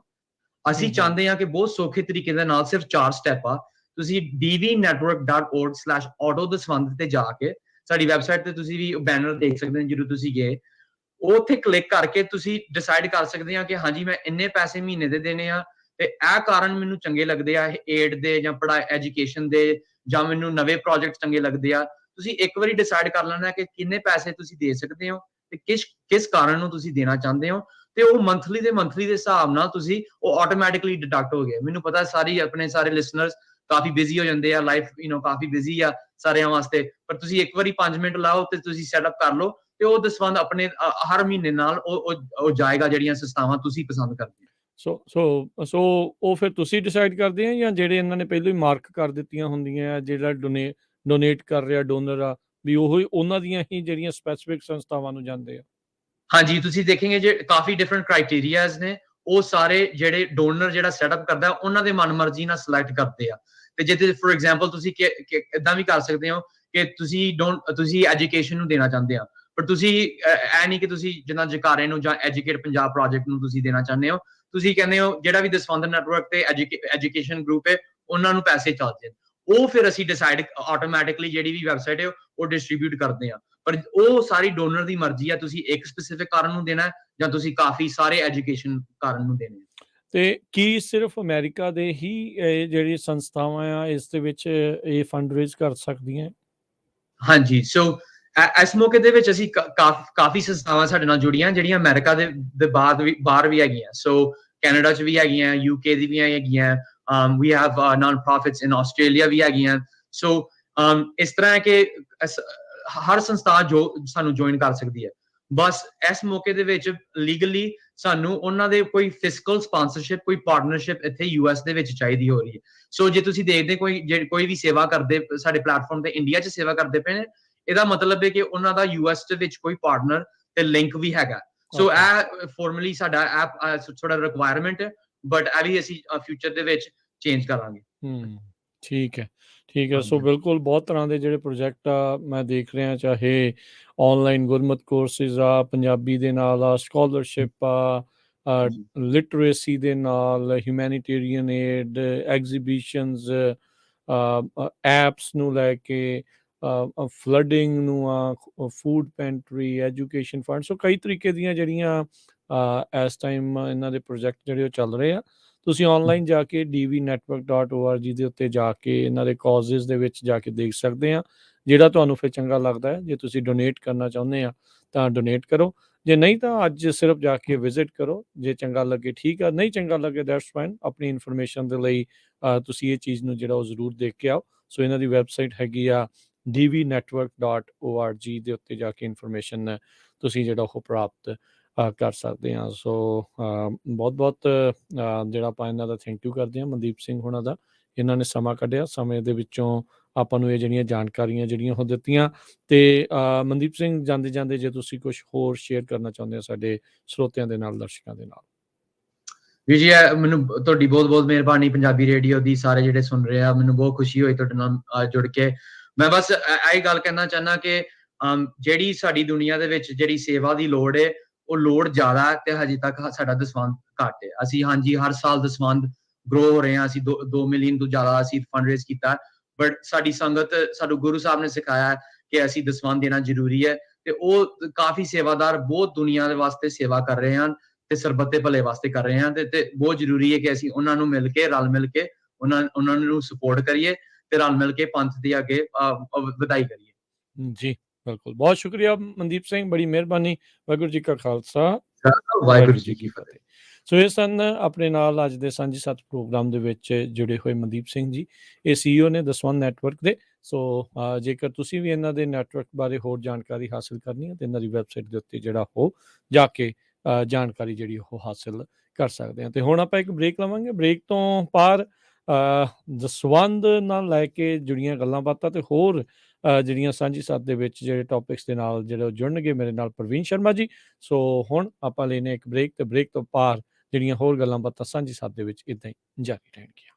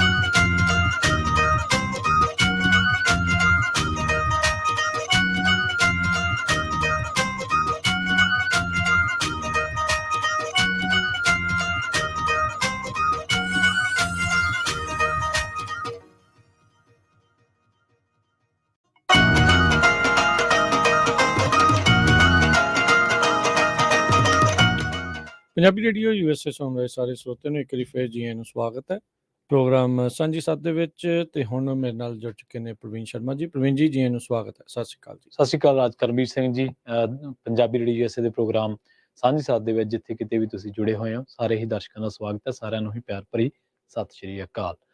ਤੇ ਪ੍ਰੋਗਰਾਮ ਦੇ ਇਸ ਹਿੱਸੇ ਦੇ ਵਿੱਚ ਆਪਾਂ ਗੱਲਬਾਤ ਕਰਾਂਗੇ ਅੱਜ ਰਾਜ ਕਰਮਵੀਰ ਸਿੰਘ ਜੀ, ਚੀਨ ਦੀ ਲੈਬ ਬਾਰੇ ਜਿਹੜੀ ਗੱਲ ਸੁਣਨ ਦੇ ਵਿੱਚ ਆ ਰਹੀ ਹੈ। ਮੀਡੀਆ ਰਿਪੋਰਟਾਂ ਜਾਂ ਕਿਸੇ ਵੀ ਤਰ੍ਹਾਂ ਦੀਆਂ ਰਿਪੋਰਟਾਂ ਦੁਵਿਧਾ ਦੂਰ ਕਰਨ ਦੇ ਲਈ ਹੁੰਦੀਆਂ ਨੇ, ਸ਼ਸ਼ਪੰਜ ਦੂਰ ਕਰਨ ਦੇ ਲਈ ਹੁੰਦੀਆਂ ਨੇ, ਸ਼ਸ਼ਪੰਜ ਵਧਾਉਣ ਲਈ ਜਾਂ ਦੁਵਿਧਾ ਵਧਾਉਣ ਲਈ ਨਹੀਂ ਹੁੰਦੀਆਂ।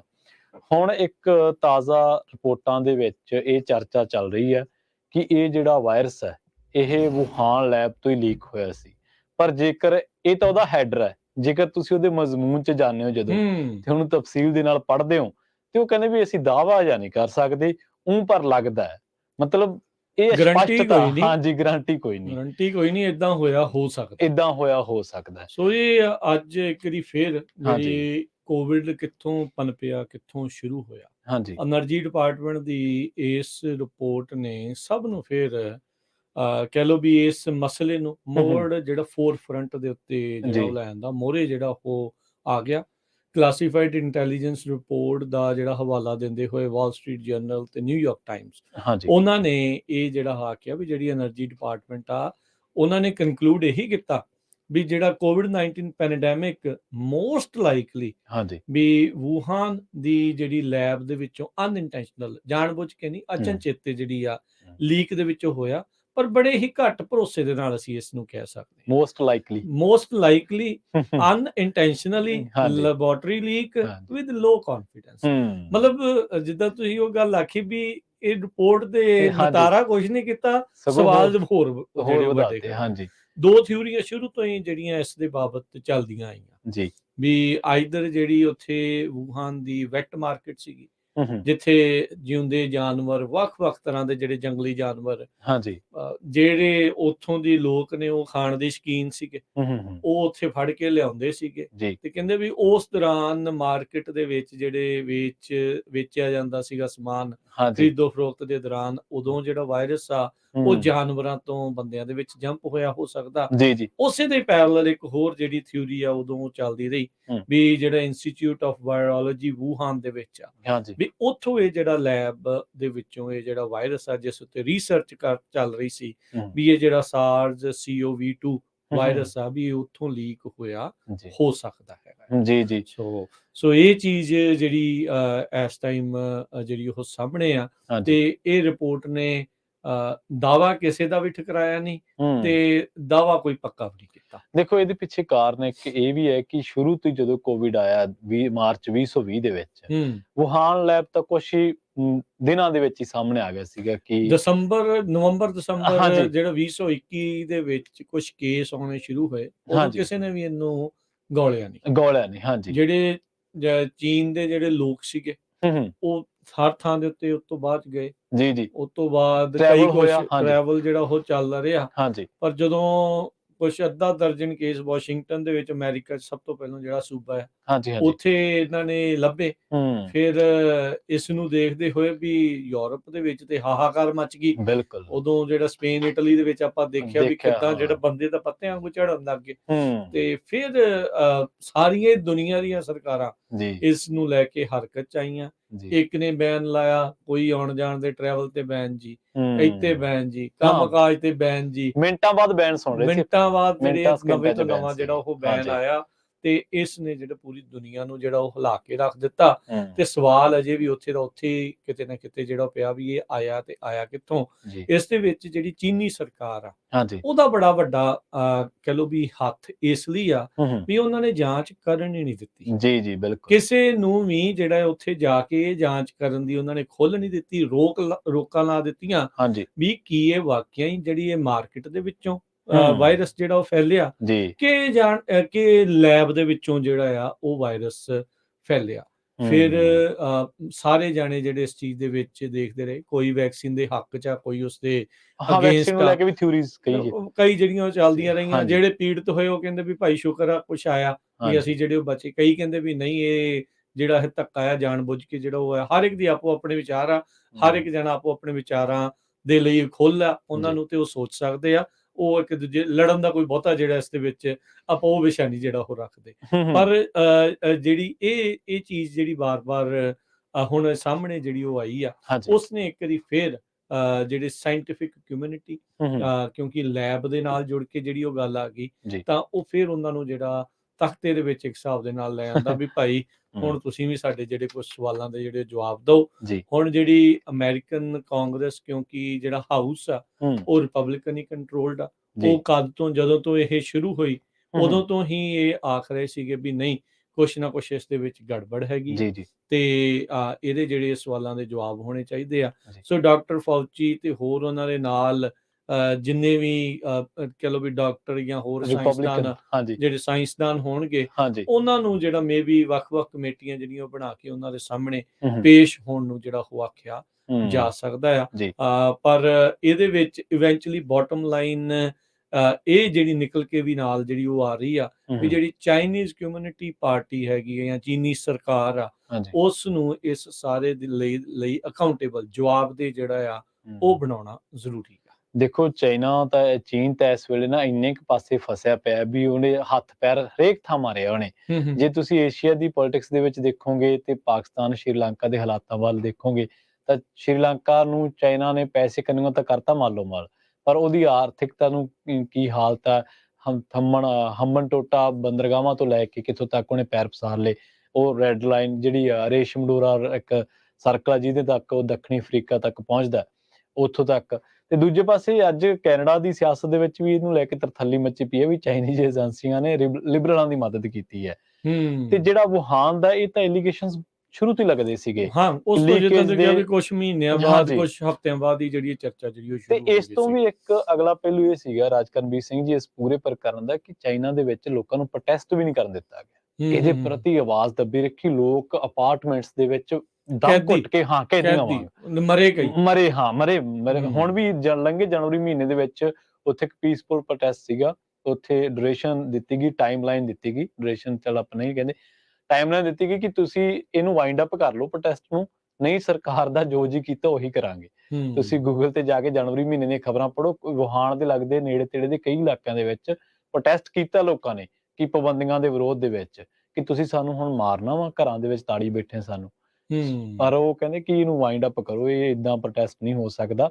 ਸੋ ਜਿਹੜੇ ਲੋਕਾਂ ਨੂੰ ਇਹ ਲੱਗਦਾ ਨਾ ਵੀ ਚਾਈਨੀ ਮਾਲ ਚੰਗਾ ਸਸਤਾ, ਜਾਂ ਚਾਈਨਾ ਪਤਾ ਨਹੀਂ ਕੀ ਆ, ਵਰਲਡ ਪਾਵਰ ਆ, ਉਹ ਇੱਕ ਹੋਰ ਚੀਜ਼ ਆ। ਜਿਹੜੇ ਉੱਥੋਂ ਦੇ ਲੋਕ ਹੰਢਾ ਰਹੇ ਨੇ ਉਹ ਇੱਕ ਹੋਰ ਤਰ੍ਹਾਂ ਦੀ ਦੁਨੀਆ, ਉੱਥੇ ਤੁਹਾਨੂੰ ਹੱਕ ਹਕੂਕ ਕੁਚਲਣ ਦੀ ਜਿਹੜੀ ਗੱਲ ਆ।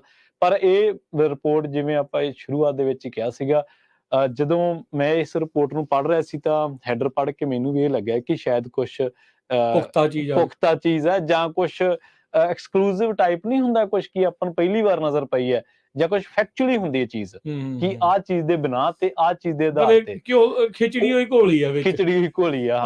ਹੁਣ ਦੇਖੋ ਜਿਹੜੀ ਅਮਰੀਕਾ ਦੀਆਂ ਜਿਹੜੀਆਂ ਹੋਰ ਇੰਟੈਲੀਜੈਂਸ ਏਜੰਸੀਜ਼ ਦੇ ਵਿੱਚ, ਜਿਹੜੀ FBI ਆ, ਇਹਨਾਂ ਨੇ ਲੋ ਕੌਨਫੀਡੈਂਸ ਦਿਖਾਇਆ ਵੀ ਸ਼ਾਇਦ ਵੂਹਾਨ ਚੋਂ ਹੋਈ ਹੋਊਗੀ। ਜਿਹੜੀ એનર્ਜੀ ਡਿਪਾਰਟਮੈਂਟ ਦੀ ਹੁਣ ਨਵੀਂ ਆਈ ਰਿਪੋਰਟ ਆ, ਇੱਕ ਜਿਹੜੀ FBI ਦੀ 2011 ਦੇ ਵਿੱਚ ਰਿਪੋਰਟ ਆਈ ਸੀ, ਉਹਨਾਂ ਨੇ ਮੋਡਰੇਟ ਕੌਨਫੀਡੈਂਸ ਦੇ ਨਾਲ ਕਿਹਾ ਵੀ ਲੈਬ ਚੋਂ ਲੀਕ ਹੋਇਆ ਹੋ ਸਕਦਾ। 4 ਜਿਹੜੀਆਂ ਹੋਰ ਫੈਡਰਲ ਏਜੰਸੀਜ਼ ਆ, ਉਹਨਾਂ ਨੇ ਕਿਹਾ ਵੀ ਇਹ ਨੈਚੁਰਲ ਟਰਾਂਸਮਿਸ਼ਨ ਤੋਂ ਹੋਈਆਂ ਹੋ ਸਕਦੀਆਂ। 2 ਏਜੰਸੀਆਂ ਕਿ ਉਹ ਅਜੇ ਤੱਕ ਅਨਡਿਸਾਈਡਡ, ਉਹ ਕੋਈ ਨਿਰਣਾ ਨਹੀਂ ਲੈ ਸਕੀਆਂ ਵੀ ਇਹ ਵੈਟ ਮਾਰਕੀਟ ਤੋਂ ਆ ਕੇ ਵੂਹਾਨ ਲੈਬ ਤੋਂ। ਸੋ ਇਹ ਇਸਨੇ ਜਿਹੜਾ ਹੋਰ ਨਵਾਂ ਭੰਬਲ ਭੂਸਾ ਜਿਹੜਾ ਹੋਇਆ, ਤੇ ਨਾਲ ਦੇ ਨਾਲ ਲੋਕਾਂ ਦੇ ਮੂਹਰੇ ਵੀ ਸਵਾਲ ਜਿਹੜੇ ਉਹ ਪੈਦਾ ਕਰ ਦਿੱਤੇ। ਏਜੰਸੀਆਂ ਸਾਰੀਆਂ ਅਮਰੀਕਾ ਦੀਆਂ, ਹਰ ਇੱਕ ਜਣਾ ਆਪੋ ਆਪਣਾ ਰਾਗ ਜਿਹੜਾ ਵੱਖੋ ਵੱਖਰਾ ਮੰਨੀਏ ਕਿਹਦੀ, ਕੱਲਾ ਇਸ ਦੇ ਵਿੱਚ ਨਹੀਂ, ਉਹ ਬਾਕੀ ਚੀਜ਼ਾਂ ਨਾਲ ਵੀ ਜੋੜ ਕੇ ਦੇਖਦੇ ਆ ਵੀ ਹੋਰ ਚੀਜ਼ਾਂ ਵੀ ਸਾਨੂੰ, ਇਹ ਜਿੰਨੀਆਂ ਏਜੰਸੀਜ਼ ਉਹ ਆਖਦੀਆਂ ਰਹਿੰਦੀਆਂ ਹਾਂਜੀ ਆਹ ਜੀ ਇਦਾਂ ਹੋਇਆ, ਉਹਨਾਂ ਨੇ ਇਦਾਂ ਕਰਤਾ, ਆ ਖੱਬੇ ਨੇ ਇਦਾਂ ਕਰਤਾ, ਸੱਜੇ ਨੇ ਇਦਾਂ ਕਰਤਾ, ਵੀ ਉੱਤੇ ਥੱਲੇ ਜਿਹੜਾ ਇਹ ਚੀਜ਼ਾਂ ਹੁੰਦੀਆਂ, ਹੁਣ ਮੰਨੀਏ ਕਿਹਦੀ। ਇਹ ਲੋਕਾਂ ਦੇ ਵਿੱਚ ਤਾਂ ਦੁਵਿਧਾ ਇਹਦੇ ਨਾਲ ਜਿਹੜੀ ਉਹ ਪੈਦਾ ਹੁੰਦੀ ਆ। ਇਹ ਬਹੁਤ ਇੰਪੋਰਟੈਂਟ ਵਿਸ਼ਾ ਇਸ ਲਈ ਸੀਗਾ ਵੀ ਇਹਨੇ ਤਾਂ ਦੁਨੀਆ ਦੇ ਗੋਡਣੇ ਲਵਾਤੇ। ਬਿਲਕੁਲ, ਕੋਵਿਡ ਦੇ ਕਰਕੇ ਜੋ ਪੈਂਡੈਮਿਕ ਤੋਂ ਬਾਅਦ ਦੇ ਵਿੱਚ ਦੁਨੀਆ ਨੂੰ ਬ੍ਰੇਕ ਦੇਤੀ ਹੈ, ਮਤਲਬ ਬ੍ਰੇਕ ਕਰਤਾ। ਹਾਂ, ਬ੍ਰੇਕ ਕਰ ਵੀ ਦਿੱਤਾ, ਬ੍ਰੇਕ ਲਵਾਈ ਤਾਂ ਐਸੀ ਲਵਾਈ ਕਿ ਬ੍ਰੇਕ ਹੀ ਕਰਤਾ। ਹਾਂ, ਜਿਵੇਂ ਹੈਂਡ ਬ੍ਰੇਕ ਖਿੱਚਦੇ। ਅਰਥਚਾਰੇ ਦਾ ਇਸ ਟਾਈਮ ਕਿਸੇ ਨੂੰ ਕੁਝ ਨਹੀਂ ਸਮਝ ਆ ਰਿਹਾ ਵੀ ਚੱਲ ਕੀ ਰਿਹਾ ਹੈ। ਇਹਦਾ ਕਿੰਨਾ ਨੁਕਸਾਨ, ਹੁਣ ਮਿਲੀਅਨਸ ਆਫ ਲੋਕ ਮਰ ਚੁੱਕੇ ਆ। ਕੁਛ ਕਹਿੰਦੇ ਆ ਵੀ ਵੈਕਸੀਨ ਦੇ ਨਾਲ ਤੁਹਾਨੂੰ ਮੋਨੀਟਰ ਕਰਨਗੇ, ਜੇ ਤੁਹਾਨੂੰ ਇਹਨਾਂ ਨਾਲ ਮਾਰ ਰਹੇ ਆ, ਕਈ ਇੱਥੋਂ ਤੱਕ ਵੀ ਜਿਹੜਾ ਉਹ ਮੰਨਦੇ ਆ ਵੀ ਲੋਕਾਂ ਦਾ ਭਰੋਸਾ ਇਹਨਾਂ ਦੇ ਵਿੱਚ ਕਿੱਦਾਂ ਟੁੱਟਾ। ਦੇਖੋ ਵਾਇਰਸ ਨੂੰ ਲੜਨਾ ਵਾਇਰਸ ਨਾਲ, ਤਾਂ ਵਾਇਰਸ ਤਾਂ ਅੰਦਰ ਪਾਇਆ ਹੀ ਹੈ ਨਾ, ਵੈਕਸੀਨ ਵੀ ਤਾਂ ਇੱਕ ਵਾਇਰਸ ਹੀ ਆ। ਨਹੀਂ ਉਹ ਤਾਂ ਹਾਂ। ਦੇਖੋ ਜਿਹੜਾ ਨੈਚੁਰਲ ਵਾਇਰਸ ਵੀ ਹੁੰਦਾ ਆ ਹਾਂਜੀ। ਪ੍ਰਵੀਨ ਜੀ, ਉਹ ਤੁਹਾਡੇ ਅੰਦਰ ਜਿਹੜਾ ਐਂਟੀਬਾਡੀਜ਼ ਉਦਾਂ ਹੀ Antibody ਪ੍ਰਵੇਸ਼ ਕਰਦੀਆਂ ਆ, ਕਰਦੀਆਂ ਉਹੀ ਉਹਦੇ ਨਾਲ ਲੜਦਾ। ਲੋਹੇ ਨੂੰ ਲੋਹਾ ਕੱਟਦਾ, ਲੋਹੇ ਨੂੰ ਲੋਹਾ ਕਰ ਉਹ ਚੀਜ਼ ਹੀ ਆ। ਉਹ ਇਸ ਤਾਂ ਕਰਕੇ ਟੈਕਨੋਲੋਜੀ ਉਹੀ ਰਹਿਣੀ। ਹਾਂ, ਇਸ ਕਰਕੇ ਜਿਹੜਾ ਡਾਊਟ ਹੈ ਨਾ, ਉਹ ਲੋਕਾਂ ਦਾ ਤੁਹਾਨੂੰ ਮੰਨਣਾ ਵੀ ਪੈਂਦਾ ਵੀ ਬਈ ਡਾਊਟ ਤਾਂ ਨਹੀਂ, ਡਾਊਟ ਤਾਂ ਦੇਖੋ ਕਰਨ ਦੇ ਵਿੱਚ ਕੋਈ ਹਰਜ ਨਹੀਂ, ਕੋਈ ਮੰਨਦਾ ਕੋਈ ਨਹੀਂ ਮੰਨਦਾ, ਹਰ ਇੱਕ ਦੀ ਆਪੋ ਆਪਣੀ ਆਜ਼ਾਦੀ ਹੈ ਇਸ ਰਾਏ ਦੇ ਉੱਤੇ। ਕੋਈ ਜਿਹੜੇ ਆ ਆਪਾਂ ਦੇਖਿਆ ਵੀ ਕਿੰਨੇ ਇਹਦੇ ਨਾਲ ਡਿਵਾਈਡ ਜਿਹੜਾ ਉਹ ਬਹੁਤ ਵਧਿਆ। ਹਾਂਜੀ, ਲੋਕ ਐਂਟੀ ਵੈਕਸੀਨੇਸ਼ਨ, ਐਂਟੀ ਕੋਵਿਡ ਵਾਲੇ ਜਾਂ ਕੋਵਿਡ ਦੀ ਵੈਕਸੀਨੇਸ਼ਨ ਲਵਾਓ ਤੇ ਦੂਜੇ ਕਹਿੰਦੇ ਵੀ ਨਾ ਲਵਾਓ, ਏਦਾਂ ਕਰੋ, ਇਹ ਕਿੱਥੋਂ ਆਇਆ, ਕਿਵੇਂ ਆਇਆ, ਏਦਾਂ ਆ, ਉਹ ਆ। ਇਸ ਨੂੰ ਲੈ ਕੇ ਜਿਹੜਾ ਲੋਕਾਂ 'ਚ ਪਾੜਾ ਜਿਹੜਾ ਆ ਉਹ ਹੋਰ ਵਧਿਆ। ਸੋ ਬ੍ਰੇਕ ਜਿਹੜਾ ਉਸਨੇ ਜਿਹੜੀਆਂ ਸੁਸਾਇਟੀਆਂ, ਕਮਿਊਨਿਟੀ, ਲੋਕਾਂ ਦੇ ਰਿਸ਼ਤੇ ਕੀਤੇ ਜੀ, ਉਹਦੇ ਨਾਲ ਜਿਹੜਾ ਆ ਲੋਕਾਂ ਦਾ ਵਿਸ਼ਵਾਸ ਇਹਨਾਂ ਏਜੰਸੀਆਂ ਤੋਂ ਘਟਿਆ। ਅਰਥਚਾਰੇ ਨੂੰ ਜਿੱਦਾਂ ਮੈਂ ਲੈ ਕੇ ਕਿਹਾ ਵੀ ਕਿਸੇ ਨੂੰ ਕੁਝ ਸਮਝ ਨਹੀਂ ਆਇਆ। ਜਦੋਂ ਕਹਿੰਦੇ ਸੀ ਵੀ ਅਰਥਚਾਰਾ ਡੁੱਬ ਜਾਣਾ, ਉਦੋਂ ਉਹਨੂੰ ਕੁਝ ਨਹੀਂ ਹੋਇਆ। ਹੁਣ ਜਿਹੜਾ ਆ ਉਸ ਡਾਵਾਡੋਲ ਜਿਹੜਾ ਉਹ ਬਣਿਆ ਪਿਆ ਹੈ। ਨਾਲੇ ਇਹ ਡਾਵਾਡੋਲ ਅਰਥਚਾਰਾ ਇੱਕ ਦੇਸ਼ ਦਾ ਨਹੀਂਗਾ, ਕਈ ਮੁਲਕਾਂ ਦਾ, ਦੁਨੀਆ ਭਰ ਦਾ ਜਿਹੜਾ ਅਰਥਚਾਰਾ ਆ। ਹਰ ਇੱਕ ਪਾਸੇ ਮਹਿੰਗਾਈ ਨੇ ਲੱਕ ਤੋੜਿਆ। ਉਹ ਟੁੱਟਣਾ ਹੀ ਸੀ ਜਦੋਂ ਨੋਟ ਇੰਨੇ ਛਾਪ ਰਹੇ ਸੀ। ਸਾਰੇ ਜਣੇ ਕਹਿੰਦੇ ਸੀਗੇ ਵੀ ਜਦੋਂ ਤੁਸੀਂ ਫ੍ਰੀ ਮਨੀ ਤੇ ਏਦਾਂ ਡਾਲਰ ਨੋਟ ਛਾਪ ਕੇ ਵੰਡੋਗੇ ਤਾਂ ਇਹ ਤਾਂ ਉਹਦੀ ਵੈਲਿਊ ਜਿਹੜੀ ਕਦਰ ਆ ਉਹ ਘਟਣੀ ਆ ਤੇ ਇਨਫਲੇਸ਼ਨ ਹੋਣੀ ਹੋਈ। ਹਾਂਜੀ, ਤੁਸੀਂ ਦੇਖੋ ਵੀ ਸਰਕਾਰਾਂ ਨਾ ਉਤਸ਼ਾਹਿਤ ਕਰਦੀਆਂ ਲੋਕਾਂ ਨੂੰ, ਤੁਸੀਂ ਖਰੀਦਦਾਰੀ ਜ਼ਿਆਦਾ ਕਰੋ। ਇੰਗਲੈਂਡ ਦੇ ਹਾਲਤ ਜਾ ਕੇ ਦੇਖ ਲਓ, ਇੰਗਲੈਂਡ ਵਾਲੇ ਕਹਿੰਦੇ ਵੀ ਘੱਟ ਖਰੀਦੋ, ਸਬਜ਼ੀ ਵੀ ਲੈਣੀ ਤੇ ਲਿਮਟਿਡ ਜੀ ਖਰੀਦ ਲਓ। ਇੰਨੇ ਖਰੀਦ ਸਕਦੇ, ਇੰਨੇ ਸੇਬ ਤੇ ਇੰਨੇ ਅੰਬ ਤੇ ਇੰਨੇ ਕੇਲੇ ਮਿਲਦੇ ਆ, ਇੰਨੇ ਕੇਲੇ ਮਿਲਣੇ ਆ। ਸੋ ਇਹ ਕੱਲ ਇੱਕ ਮੇਰੇ ਦੋਸਤ ਨੇ ਵੀ ਉਹ ਵੀ ਗੱਲਬਾਤ ਕਰ ਰਹੇ ਸੀ ਵਰਲਡ ਇਕਨੋਮਿਕਸ ਦੇ ਬਾਰੇ, ਵਰਲਡ ਦੀ ਆਰਥਿਕਤਾ ਦੇ ਬਾਰੇ। ਉਹ ਕਹਿੰਦੇ ਮੈਨੂੰ ਇਹ ਬੜੀ ਦੁਬਿਧਾ ਹੈ ਮੇਰੇ ਮਨ ਦੇ ਵਿੱਚ ਕਿ ਜਦੋਂ ਤੁਸੀਂ ਪਰਚੇਜ਼ਿੰਗ ਉੱਤੇ ਬ੍ਰੇਕ ਲਾ ਰਹੇ ਹੋ, ਲੋਕਾਂ ਨੂੰ ਖਰੀਦਣ ਤੋਂ ਰੋਕ ਰਹੇ ਹੋ, ਮੰਦਾ ਦੂਰ ਕਿਵੇਂ ਹੋਊਗਾ। ਸੋ ਇਹ ਵੀ ਇੱਕ ਥਿਊਰੀ ਹੈ ਆਪਣੇ ਆਪ ਦੇ ਵਿੱਚ। ਜਦੋਂ ਇੱਕ ਪਾਸੇ ਤਾਂ ਅਸੀਂ ਕਹਿੰਦੇ ਲੋਕਾਂ ਦੀ ਪਰਚੇਜ਼ਿੰਗ ਪਾਵਰ ਹੋਊਗੀ ਤਾਂ ਮੰਦਾ ਦੂਰ ਹੋ ਜਾਊਗਾ, ਲੋਕ ਬਾਜ਼ਾਰ 'ਚ ਪੈਸਾ ਲੈ ਕੇ ਆਉਣਗੇ। ਪਰ ਜਦੋਂ ਪਾਵਰਾਂ ਤਾਂ ਵੰਡੀਆਂ ਜਾ ਰਹੀਆਂ, ਪਾਵਰਾਂ ਤਾਂ ਲਿਮਟਿਡ ਕੀਤੀਆਂ ਜਾ ਰਹੀਆਂ, ਫਿਰ ਦੂਰ ਕਿਵੇਂ ਹੋਊਗਾ। ਪਰ ਇੰਗਲੈਂਡ ਤੋਂ ਲੈ ਕੇ, ਇੰਗਲੈਂਡ 5ਵੀਂ ਆਰਥਿਕਤਾ ਸੀਗੀ ਤੇ ਹੁਣ ਭਾਰਤ ਵਾਲਿਆਂ ਨੇ, ਮੋਦੀ ਸਾਹਿਬ ਕੋਲੇ ਤੁਹਾਨੂੰ ਪਤਾ ਹੀ ਕੈਲਕੂਲੇਟਰ ਕਹਿਜ ਹੈ, ਉਹਨਾਂ ਨੇ ਹੁਣ ਇੰਗਲੈਂਡ ਆਪੇ ਆਪ 6ਵੇਂ ਤੇ ਆ ਗਿਆ, ਭਾਰਤ 5ਵੇਂ ਤੇ ਆ ਗਿਆ। ਪਰ ਖਿਸਕ ਕੇ ਜਿਸ ਤਰੀਕੇ ਦੇ ਉਹਨਾਂ ਨੂੰ ਚੈਲੰਜਸ ਨੇ, ਜਿਸ ਤਰੀਕੇ ਦੀਆਂ ਆ ਰਹੀਆਂ ਨੇ, ਏਸ਼ੀਆ ਦੇ ਵਿੱਚ ਦੇਖ ਲਓ ਕਈ ਮੁਲਕ ਹੈ ਇਸ ਵੇਲੇ ਉਹਨਾਂ ਦੀ ਆਰਥਿਕਤਾ, ਸ਼੍ਰੀਲੰਕਾ ਕੀ, ਪਾਕਿਸਤਾਨ ਕੀ, ਈਰਾਨ ਕੀ, ਅਫਗਾਨਿਸਤਾਨ ਤਾਂ ਇਹਨਾਂ ਨਾਲੋਂ ਫਿਰ ਠੀਕ ਹੈ, ਪਰ ਉਹ ਪਹਿਲਾਂ ਹੀ ਵਿਚਾਰਾ ਉਹਨਾਂ ਹਾਲਾਤਾਂ ਦੇ ਵਿੱਚੋਂ ਲੰਘ ਰਿਹਾ ਸੀ। ਭਾਰਤ ਸਮੇਤ ਵੀ, ਤੇ ਅਮਰੀਕਾ ਦੇ ਵਿੱਚ ਦੇਖ ਲਓ ਤੁਸੀਂ, ਕੈਨੇਡਾ ਦੀ ਮਹਿੰਗਾਈ ਦਰ ਦੇਖ ਲਓ। ਸੋ ਇਹ ਹੈਗਾ, ਪਰ ਇਹ ਸਭ ਕੁਛ ਮਾਰਚ 2020 ਤੋਂ ਬਾਅਦ ਚੀਜ਼ਾਂ ਜਿਹੜੀਆਂ ਨੇ ਉਹ ਅਨਸਰਟੇਨ ਹੋਈਆਂ। ਹਾਂ, ਉਸ ਤੋਂ ਬਾਅਦ ਹੀ ਅਨਸਰਟਨ ਹੋਇਆ ਵੀ ਜਿਸ ਦਾ ਕੋਈ ਵਾਲੀ ਵਾਰਸ ਨਹੀਂ, ਕੋਈ ਪ੍ਰੈਡਿਕਸ਼ਨਸ ਝੂਠੀਆਂ ਪਈਆਂ ਵੱਡੇ ਆਰਥਿਕ ਮਾਹਰਾਂ ਦੀਆਂ। ਹਾਂ, ਇਹ ਵੀ ਆ। ਹੁਣ ਦੇਖੋ ਪ੍ਰਵੀਨ, ਜਿਹੜੀ ਹੁਣ ਉੱਥੋਂ ਦੀ ਕਾਮਰੇਡੀ ਸਰਕਾਰ ਆ, ਹਾਂਜੀ, ਜੋ ਇਹ ਕਰ ਰਹੀ ਆ, ਜੋ ਉਹਨੇ ਦੁਨੀਆ ਦੇ ਵਿੱਚ ਵਿਪਤਾ ਲਿਆਂਦੀ। ਪਹਿਲੋਂ ਦੇਖੋ ਉਹਨਾਂ ਨੇ ਕੀ ਕੀਤਾ, ਦੁਨੀਆ ਭਰ ਦੇ ਵਿੱਚ ਸਸਤੀ ਲੇਬਰ ਦੇ ਕੇ ਤੇ ਸਾਰਾ ਕੁਝ ਕਰਕੇ ਸਾਰਾ ਕੁਝ ਕੈਪਚਰ ਕਰ, ਮਾਰਕੀਟ ਕੈਪਚਰ ਕਰ। ਫਿਰ ਇਹਨਾਂ ਨੇ ਜਦੋਂ ਹੁਣ ਕੋਵਿਡ ਆਇਆ, ਜ਼ੀਰੋ ਕੋਵਿਡ ਪਾਲਿਸੀ ਲਿਆਂਦੀ ਚੀਨ ਨੇ। ਕਹਿੰਦੇ ਜੀ ਵੀ ਨਹੀਂ, ਵੀ ਜਿੰਨੀ ਦੇਰ ਤੱਕ ਇੱਕ ਸ਼ਹਿਰ 'ਚ ਇੱਕ ਥਾਂ ਦੇ ਵਿੱਚ ਜ਼ੀਰੋ ਕੋਵਿਡ ਦੇ ਕੇਸ ਨਹੀਂ ਹੁੰਦੇ, ਉਨੀ ਦੇਰ ਤੱਕ ਤੁਸੀਂ ਬੰਦਕ ਆ। ਉਹਨੇ ਉਹਨਾਂ ਦਾ ਨੁਕਸਾਨ ਵੀ ਬਹੁਤ ਕੀਤਾ। ਉਹ ਤਾਂ ਆਪਣੇ ਵੱਲੋਂ ਛਪਾਉਣਾ ਚਾਹੁੰਦੇ ਸੀ। WHO ਵਾਲੇ ਤਰਲੇ ਕਰਦੇ ਰਹੇ, ਇੱਥੋਂ ਦੇ ਜਿਹੜੇ ਕਾਂਗਰਸਮੈਨ ਆ ਉਹ ਰੌਲਾ ਪਾਉਂਦੇ ਰਹੇ ਵੀ ਭਾਈ ਜਾ ਕੇ ਇਹ ਹੋਣਾ ਚਾਹੀਦਾ ਆ, ਕਿਸੇ ਨੂੰ ਜਾਣ ਨਹੀਂ ਦਿੱਤਾ ਗਿਆ। ਮਾਰਕੀਟਸ ਦਾ ਨਾਮੋ ਨਿਸ਼ਾਨ ਉੱਥੋਂ ਜਿਹੜਾ ਉਹ ਮਿਟਾ ਦਿੱਤਾ ਗਿਆ ਤੇ ਕਿਸੇ ਨੂੰ ਕੋਈ ਜਾਂਚ ਜਿਹੜੀ ਉਹਨਾਂ ਨੇ ਕਰਨ ਨਹੀਂ ਦਿੱਤੀ ਵੀ ਅਸਲ ਦੇ ਵਿੱਚ ਕਾਰਨ ਜਿਹੜੇ ਉਹ ਕੀ ਰਹੇ। ਫਿਰ ਇਹ ਜਦੋਂ ਇਹਨਾਂ ਦਾ ਪੱਠਾ ਬੈਠਾ, ਉਹਦੇ ਨਾਲ ਦੁਨੀਆ ਭਰ ਦਾ ਪੱਠਾ ਬਹਿ ਗਿਆ। ਬਿਲਕੁਲ, ਕਿਉਂਕਿ ਹੁਣ ਸਾਰੀ ਮੈਨੂਫੈਕਚਰਿੰਗ ਦੁਨੀਆ ਭਰ ਦੀ ਉੱਥੇ ਪਹੁੰਚੀ ਹੋਈ ਸੀਗੀ। ਉਹ ਜਦੋਂ ਉੱਥੇ ਕੰਮ ਕਾਜ ਨਹੀਂ ਆ, ਉੱਥੇ ਇੱਕ ਦੇ ਕੇਸ ਆਉਣਾ ਤਾਂ ਉਹਨਾਂ ਨੇ ਪੂਰੇ ਦਾ ਪੂਰਾ ਪੋਰਟ ਬੰਦ ਕਰ ਦੇਣਾ। ਉਦੋਂ ਡਰ ਵੀ ਇੰਨਾ ਸੀਗਾ, ਸਹਿਮ ਵੀ ਉਦੋਂ ਏਦਾਂ ਜਿਹੜਾ ਕੋਵਿਡ ਦਾ ਏਦਾਂ ਜਿਹੜਾ ਉਹ ਫੈਲਿਆ ਹੋਇਆ ਸੀ। ਤੁਸੀਂ ਦੇਖੋ ਉਹਨਾਂ ਦੇ ਕੰਮਕਾਰ ਕਰਨ ਦਾ ਤਰੀਕਾ ਕੀ ਹੈ। ਦੂਜੇ ਦੇਸ਼ ਨਿਵੇਸ਼ ਨੂੰ ਸੱਦਾ ਦਿੰਦੇ ਆ ਕਿ ਭਾਈ ਸਾਡੇ ਇੱਥੇ ਮੈਨੂਫੈਕਚਰਿੰਗ ਕਰੋ, ਸਾਡੇ ਲੋਕਾਂ ਨੂੰ ਰੁਜ਼ਗਾਰ ਮਿਲੂ। ਉਹ ਚਾਈਨਾ ਕਹਿੰਦਾ ਨਹੀਂ, ਤੁਸੀਂ ਸਾਨੂੰ ਮਾਰਕੀਟ ਦਿਓ ਆਪਦੀ ਬਣੀ ਬਣਾਈ, ਮੈਨੂਫੈਕਚਰਿੰਗ ਅਸੀਂ ਆਪਦੀ ਕਰਾਂਗੇ, ਆਪਦੇ ਦੇਸ਼ 'ਚ ਕਰਾਂਗੇ। ਅਮਰੀਕਾ ਨੇ ਮੇਰੇ ਖਿਆਲ ਕਈ ਚੀਜ਼ਾਂ ਉੱਥੋਂ, ਕਈ ਕੰਪਨੀਆਂ ਹੁਣ ਵਾਪਸ ਹਟ ਗਈਆਂ ਹਾਂਜੀ ਇਸ ਦੌਰਾਨ, ਇਸ ਤੋਂ ਬਾਅਦ ਦੇ ਵਿੱਚ ਉਹਨਾਂ ਨੇ ਮੂਵ ਕੀਤਾ। ਹਾਂਜੀ ਇਹ ਨਹੀਂ ਵੀ ਵਾਪਸ ਆ ਗਈਆਂ ਜੌਬਸ, ਬਹੁਤੀਆਂ ਨਹੀਂ ਆਈਆਂ, ਹਾਂਜੀ। ਉਹਨਾਂ ਨੇ ਕਿਸੇ ਹੋਰ ਸਸਤੇ ਮੁਲਕ ਦੇ ਸਸਤੇ ਵਿੱਚ ਮੁਲਕ ਡੇਰਾ ਜਿਹੜਾ ਉਹ ਆਪਣਾ ਲਾ ਲਿਆ। ਲਾ ਲਿਆ, ਕਿਉਂਕਿ ਇਵੈਂਚੁਅਲੀ ਕੰਪਨੀਆਂ ਨੇ ਤਾਂ ਆਪਣੀ ਬਾਟਮ ਲਾਈਨ ਦੇਖਣੀ ਵੀ ਅਸੀਂ ਗ੍ਰੀਨ ਚ ਹੋਣੇ ਚਾਹੀਦੇ ਆ, ਹਾਂ ਸਾਨੂੰ ਹਾਂ, ਮੁਨਾਫਾ ਜਿਹੜਾ ਆ ਉਹ ਵੱਧ ਤੋਂ ਵੱਧ ਜਿਹੜਾ ਉਹ ਹੋਵੇ। ਪਰ ਹੁਣ ਇਹ ਜਿਹੜੀ ਸਥਿਤੀ ਜਿੱਦਾਂ ਦੀ ਇਹ ਬਣ ਚੁੱਕੀ ਹੈਗੀ ਆ, ਇਹਦੇ ਵਿੱਚ ਹੁਣ ਜਿਹੜੇ ਖਾਸ ਕਰਕੇ ਹਾਂਜੀ ਵਿਰੋਧੀ ਧਿਰ ਵਾਲੇ, ਜਿਹੜੀ ਸੱਤਾਧਾਰੀ ਪਾਰਟੀ ਦੇ ਰਾਸ਼ਟਰਪਤੀ ਤੋਂ ਇਲਾਵਾ ਜਿਹੜੇ ਦੂਜੇ ਰਿਪਬਲਿਕਨਸ, ਉਹਨਾਂ ਦਾ ਟੈਲ ਲੱਗਿਆ ਪਿਆ ਹੈ। ਨਹੀਂ, ਹਾਂ। ਉਹ ਉਦੋਂ ਵੀ ਲਾ ਰਹੇ ਸੀ, ਹੁਣ ਹਾਂਜੀ ਵੀ ਜਿਹੜਾ ਉਹ ਉਸ ਦੇ ਵਿੱਚ ਉਹ ਪੂਰੀ ਤਰ੍ਹਾਂ ਜਿਹੜਾ ਉਹ ਲਾ ਰਹੇ ਆ ਵੀ ਭਾਈ ਇਸ ਦੇ ਲਈ ਜਵਾਬ ਦੇ ਹੁਣ ਕੌਣ ਆ, ਜੀ। ਸਾਨੂੰ ਜਿਹੜੇ ਜਵਾਬ ਚਾਹੀਦੇ, ਉੱਤਰ ਚਾਹੀਦੇ ਆ ਹਾਂਜੀ ਵੀ ਇਹ ਜਿਹੜੀ ਲੈਬ ਦੀ ਲੀਕ ਥਿਊਰੀ ਆ, ਜਿਸ ਨੂੰ ਪਹਿਲਾਂ ਇੱਕ ਫ੍ਰਿੰਜ ਕਰਕੇ ਜਿਹੜਾ ਡਿਸਮਿਸ ਕਰਦੇ ਰਹੇ, ਜੀ ਕਨਸਪੀਰੇਸੀ ਜਿਹੜੀ ਉਹ ਪਹਿਲਾਂ ਆਖਦੇ ਰਹੇ, ਹੁਣ ਇਹ ਆਪ ਕਹਿੰਦੇ ਵੀ ਇੱਥੋਂ ਦੀ ਇੰਟੈਲੀਜੈਂਸ ਏਜੰਸੀਜ਼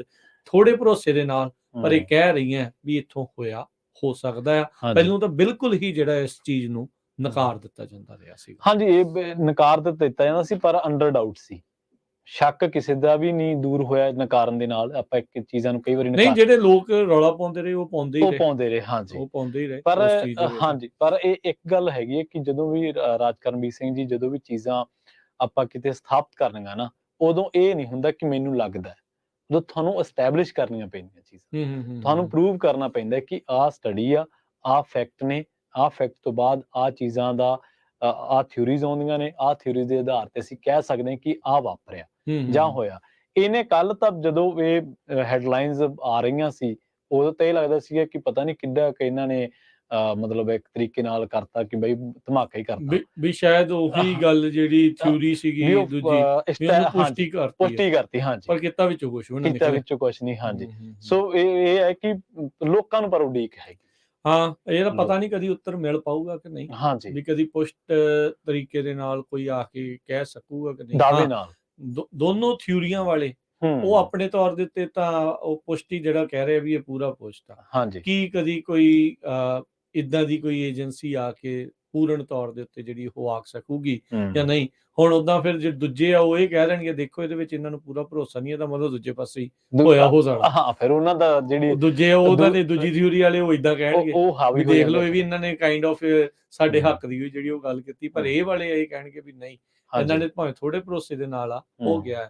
ਹੁਣ ਕਹਿੰਦੇ ਵੀ ਇਹਦੇ ਵਿੱਚ ਬਿਗ ਟੈਕ ਜਿਹੜੀਆਂ ਕੰਪਨੀਆਂ ਆ ਉਹਨਾਂ ਨੂੰ ਵੀ ਇਸ ਦੇ ਵਿੱਚ ਜਵਾਬ ਦੇ ਅਕਾਊਂਟੇਬਲ ਜਿਹੜਾ ਬਣਾਉਣ ਦੀ ਗੱਲ ਚਰਚਾ ਚੱਲਦੀ ਆ, ਕਿਉਂਕਿ ਉਦੋਂ ਜਦੋਂ ਕੋਈ ਵੀ ਇਦਾਂ ਦੀ ਗੱਲ ਕਰਦਾ ਸੀ ਉਹਨੂੰ ਮਿਸ ਇਨਫੋਰਮੇਸ਼ਨ ਜਿਹੜਾ ਉਹ ਆਖ ਕੇ ਬਗੈਰ ਜਿਹੜੀ ਪੁਸ਼ਟ ਜਿਹੜੀਆਂ ਖਬਰ ਤੋਂ ਇਹ ਕਹਿ ਕੇ ਜਿਹੜਾ ਉਸ ਨੂੰ ਨਕਾਰ ਦਿੱਤਾ ਜਾਂਦਾ ਰਿਹਾ ਆ। ਇਹ ਅਜੇ ਵੀ ਜਿਹੜਾ ਆ ਉਹ ਤੁਸੀਂ ਦੇਖੋਗੇ ਵੀ ਜਿਹੜੀਆਂ ਟੈਕਨੋਲੋਜੀ ਵਾਲੀਆਂ ਕੰਪਨੀਆਂ ਆ ਕਈ, ਉਹ ਅਜੇ ਵੀ ਉਹਨਾਂ ਦੇ ਹੇਠਾਂ ਇਦਾਂ ਦੀਆਂ ਹੈਡਿੰਗਸ ਜਾਂ ਵਾਰਨਿੰਗਸ ਵਗੈਰਾ ਜਿਹੜੀਆਂ ਉਹ ਅਜੇ ਵੀ ਲਗਾ ਦਿੰਦੀਆਂ। ਬਿਲਕੁਲ। ਤੇ ਦੂਜੀ ਗੱਲ ਇਹ ਵੀ ਨਾਲ ਲੱਗਦੀ ਕਿ ਇਸ ਪਤਾ ਨਹੀਂ ਲੋਕਾਂ ਨੂੰ ਪਤਾ ਲੱਗ ਸਕੂਗਾ ਵੀ ਕਿ ਨਹੀਂ ਕਿ ਕੌਣ ਜ਼ਿੰਮੇਵਾਰ ਸੀ, ਕੀ ਸੀ ਇਹਦੇ ਪਿੱਛੇ, ਕਾਰਨ ਕੀ ਸੀ, ਪਰ ਇਹਨੇ ਦੁਨੀਆ ਨੂੰ ਇੱਕ ਨਵਾਂ ਮੁਹਾਂਦਰਾ ਦਿੱਤਾ। ਪਹਿਲਾਂ ਚੱਕੀ ਗੇੜਾ ਦਿੱਤਾ ਪੁੱਠਾ, ਫਿਰ ਇੱਕ ਨਵਾਂ ਮੁਹਾਂਦਰਾ ਇਹ ਦਿੱਤਾ ਕਿ ਵਰਕ ਕਲਚਰ ਟੋਟਲੀ ਬਦਲ ਗਿਆ, ਵਰਕ ਫਰੋਮ ਹੋਮ ਉਹਨੂੰ ਬੜਾ ਨਵੀਂ ਆਪਸ਼ਨ ਜਿਹੜੀ ਉਹ ਦਿਖੀ।